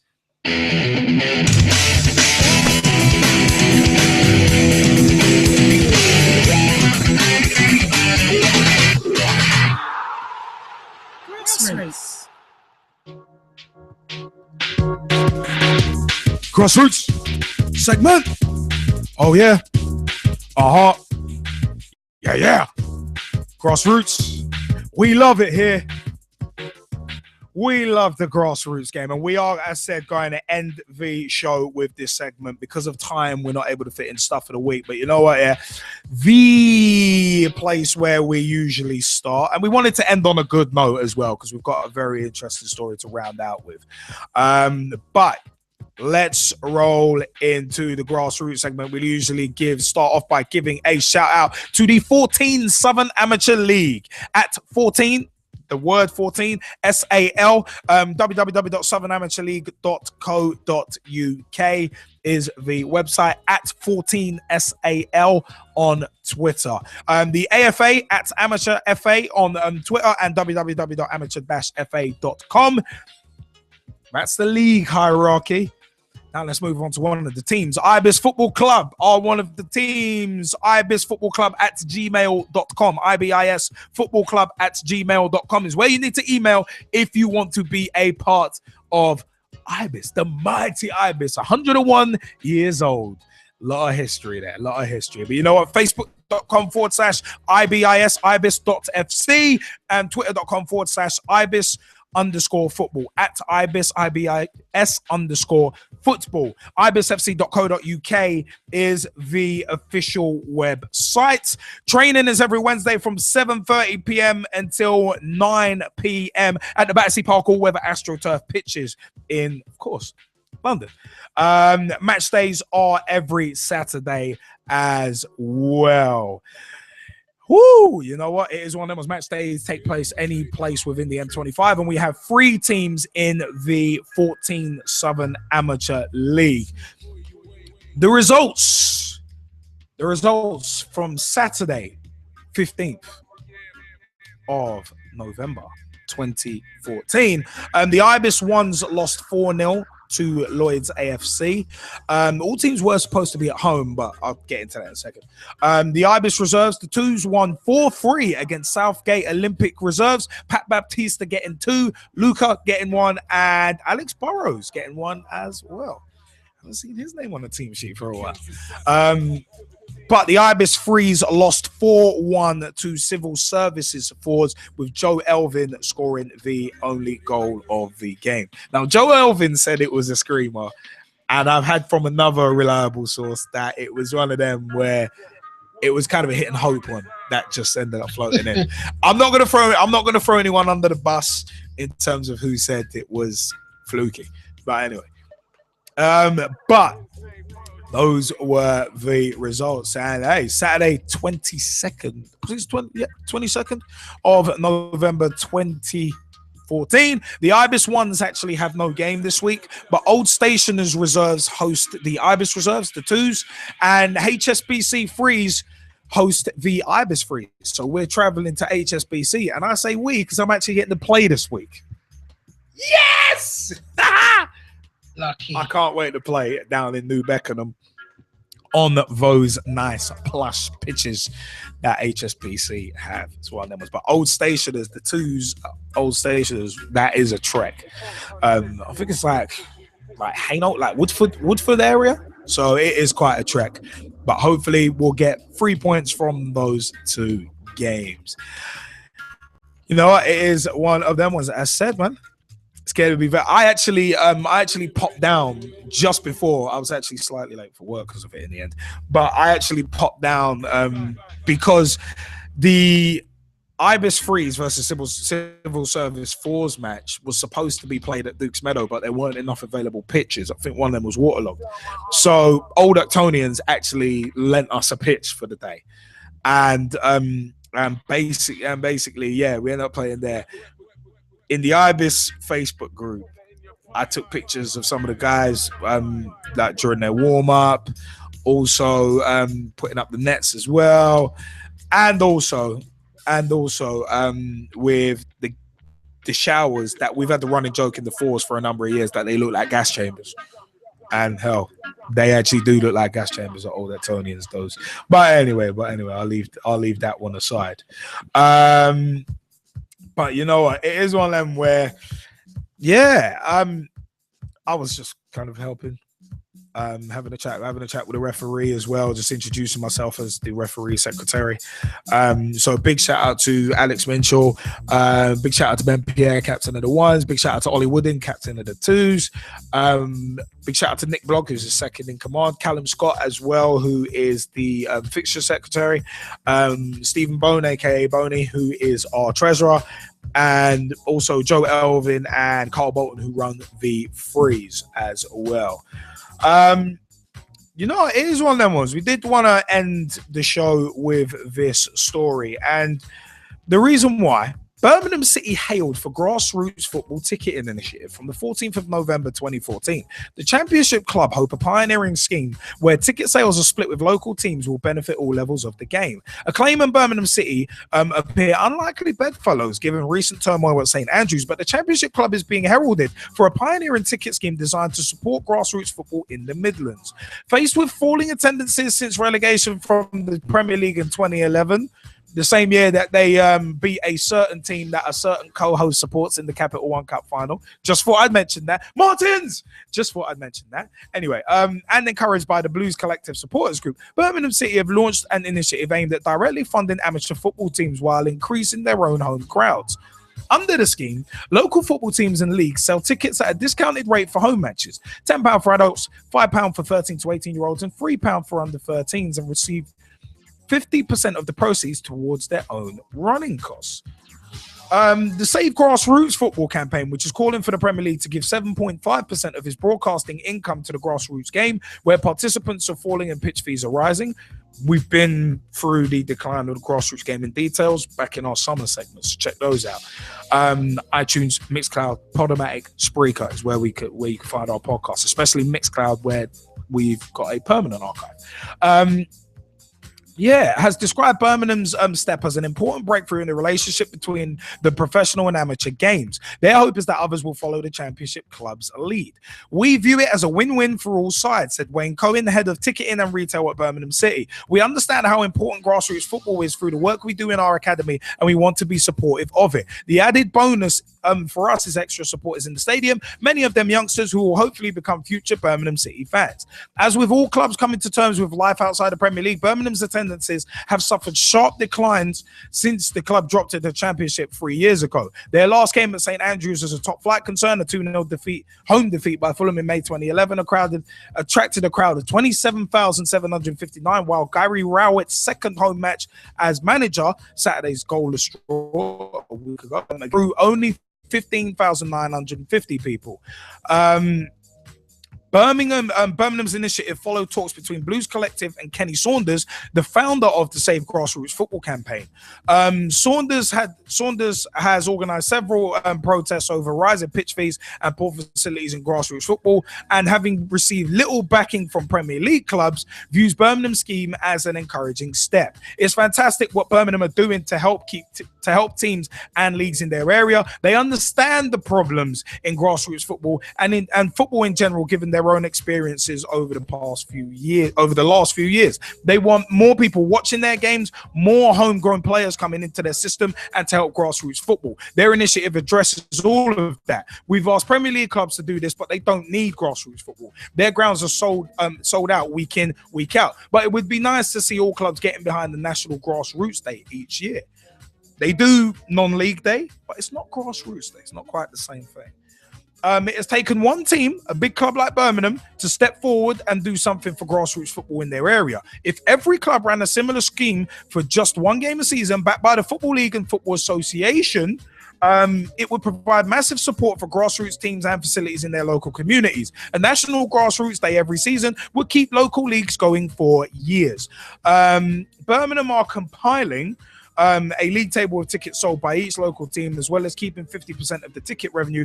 Participants will be invited to take part in a dedicated grassroots day at St Andrews next year. Cowan explains the scheme is running now, but we will be making a feature of it for the Rotherham United game on April 3rd. We hope to give teams who are part of the scheme an opportunity to be guard of honor, or to lead the teams out, or play on the pitch at half-time. We want to show how it has benefited the teams and leagues involved. We get a lot of requests from grassroots teams for kit or signed merchandise to help them financially, and this way we give an opportunity to teams that want to help themselves. The scheme is in its infancy, but hopefully it will attract hundreds, hopefully even thousands more people to our matches. You know what? I like this. I like this initiative, and I'll tell you why. Firstly, I mean, I play for Ibis FC, an amateur league club, as you well know. And, of course, the club has been struggling in terms of recruitment and that kind of thing. So, let's say Fulham, for instance, who are quite near to Ibis's home ground at Duke's Meadow in Chiswick. Imagine they were to say, right, we'll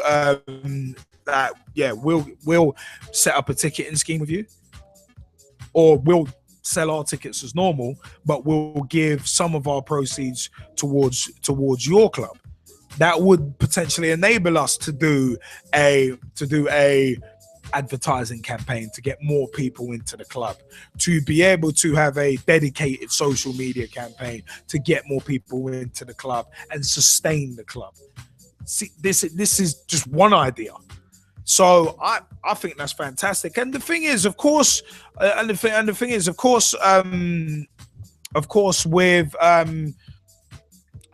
like initiatives like this initiative that Birmingham City have started, it's fantastic. We just need other teams on board with it.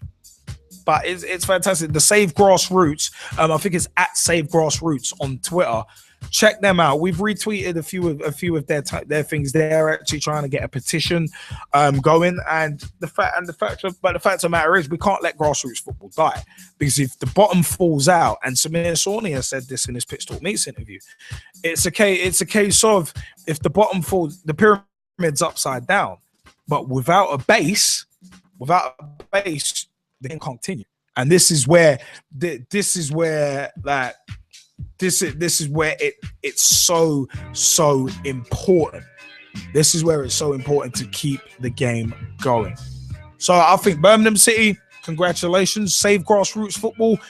Keep up the hard work. G-Man, do you want to add anything to this before we move on? No, I just on the light note, I just want to say, keep up the good work, and anything that helps grassroots. And we've spoken about this in verbatim for the last 3 or 4 years. Yeah. Grassroots needs all the help it can, and anything clubs in the position of the Premiership, Championship, League One, League Two, anything they can do to help the leagues below them is just a sterling effort. Definitely. I mean, especially financially, because one of the major things. I mean, of course, Birmingham are going to benefit from it, from extra fans and that kind of thing. There's nothing wrong with that.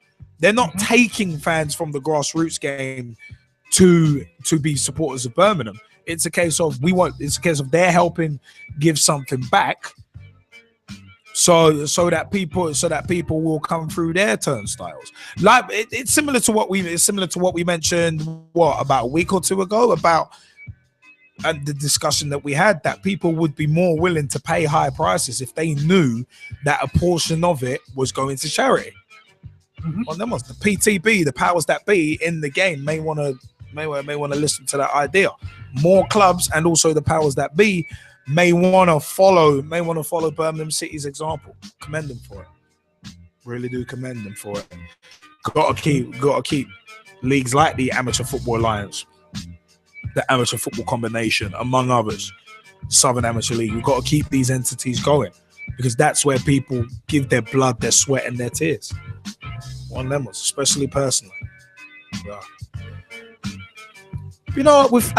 We thought we'd end on a positive note, and we feel that we have. So I'm going to give you a wave, and I'm sure G-Man's waving in spirit on the Skype chat. I am.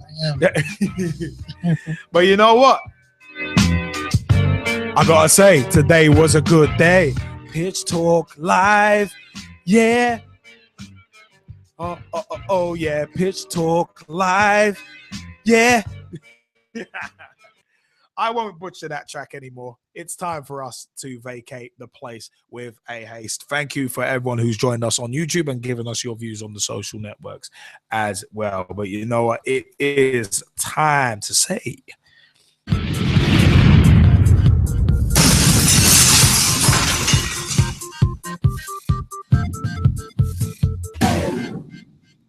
Hi, I'm John Sitton, and I'm here with Gavin, Liam and Gerald on Pitch Talk.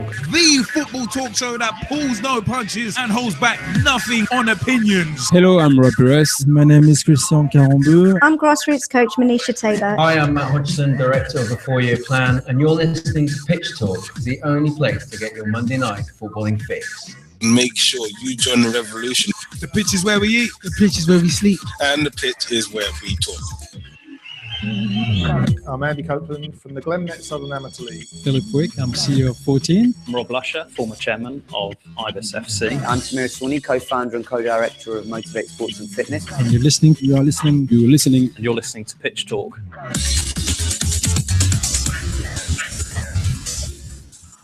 Ladies and gentlemen, boys and girls, children of all ages, straight shooting LJ, the G-Man and Jazzy Fizzle proudly bring to you the football talk show that pulls no punches and holds back nothing on opinions, because the pitch is where we eat.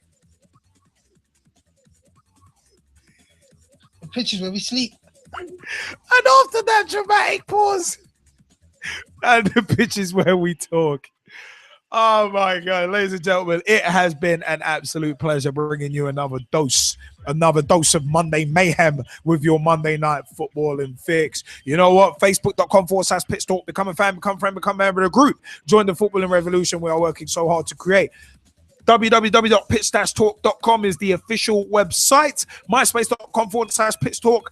pitchtalk.blogspot.com or .co.uk is where you can find the blogs by yours truly, Straight Shooting LJA, the G-Man, Jezzy Fizzle, among others, including Mike Harniman, Big T, aka Thomas Hewitt, Russ Vernon, and many more, including Dave Meir, aka at Mearsey on Twitter. Also, youtube.com/Pitch Talk. Remember, on the 28th of November 2014 is when the first trailer for Pitch Talk Meets Sahel Raymond will be released. We'll be releasing those weekly, so keep your eyes out for those. Also, youtube.com/Pitch Talk is where you can see all of our videos, including archives of our live shows and much, much more. You know what? It is one of them ones where we do have to say big shout outs to Motivate Sports and Fitness, Thin White Line Magazine as well. Of course, Girls on the Ball and Scotty the Rabbit as well. Some big time shout outs to my co-host, the G-Man, Jezzy Fizzle. Big shout outs to Jack Hinchin, aka Hitman Hinchin. Big shout outs to Big T, aka Thomas Hewitt. Big shout outs to Lavinia Watson. What's up? Hopefully you were listening in tonight. Big shout outs to Sherelle Wedderburn, Andrew Williams, Ibis Football Club, among others as well. Big time shout outs. Cassie Page, big time shout out to you as well as a Chelsea supporter. You want them on so many shout outs to say. Also, big shout out to the Skypers who joined us. Big shout outs to Russ Vernon, Mike Harniman of Storm FM, Kieran Riley, Jaymie Bailey, and many others. Jaymie Bailey as well. Yep, big shout outs to him. It's one of them ones, man. It's been a lot of fun. Big shout out to Thin White Line Magazine too. You know what? It is time for us. It is time for us to say a goodbye. Hopefully the show wasn't -5 stars. had to crowbar that in somehow, but you know what, it is one of them ones. It has been showtime. I have been Straight Shooting LJA, and I've been the G-Man, and it's time for us to say thank you very much. Good night.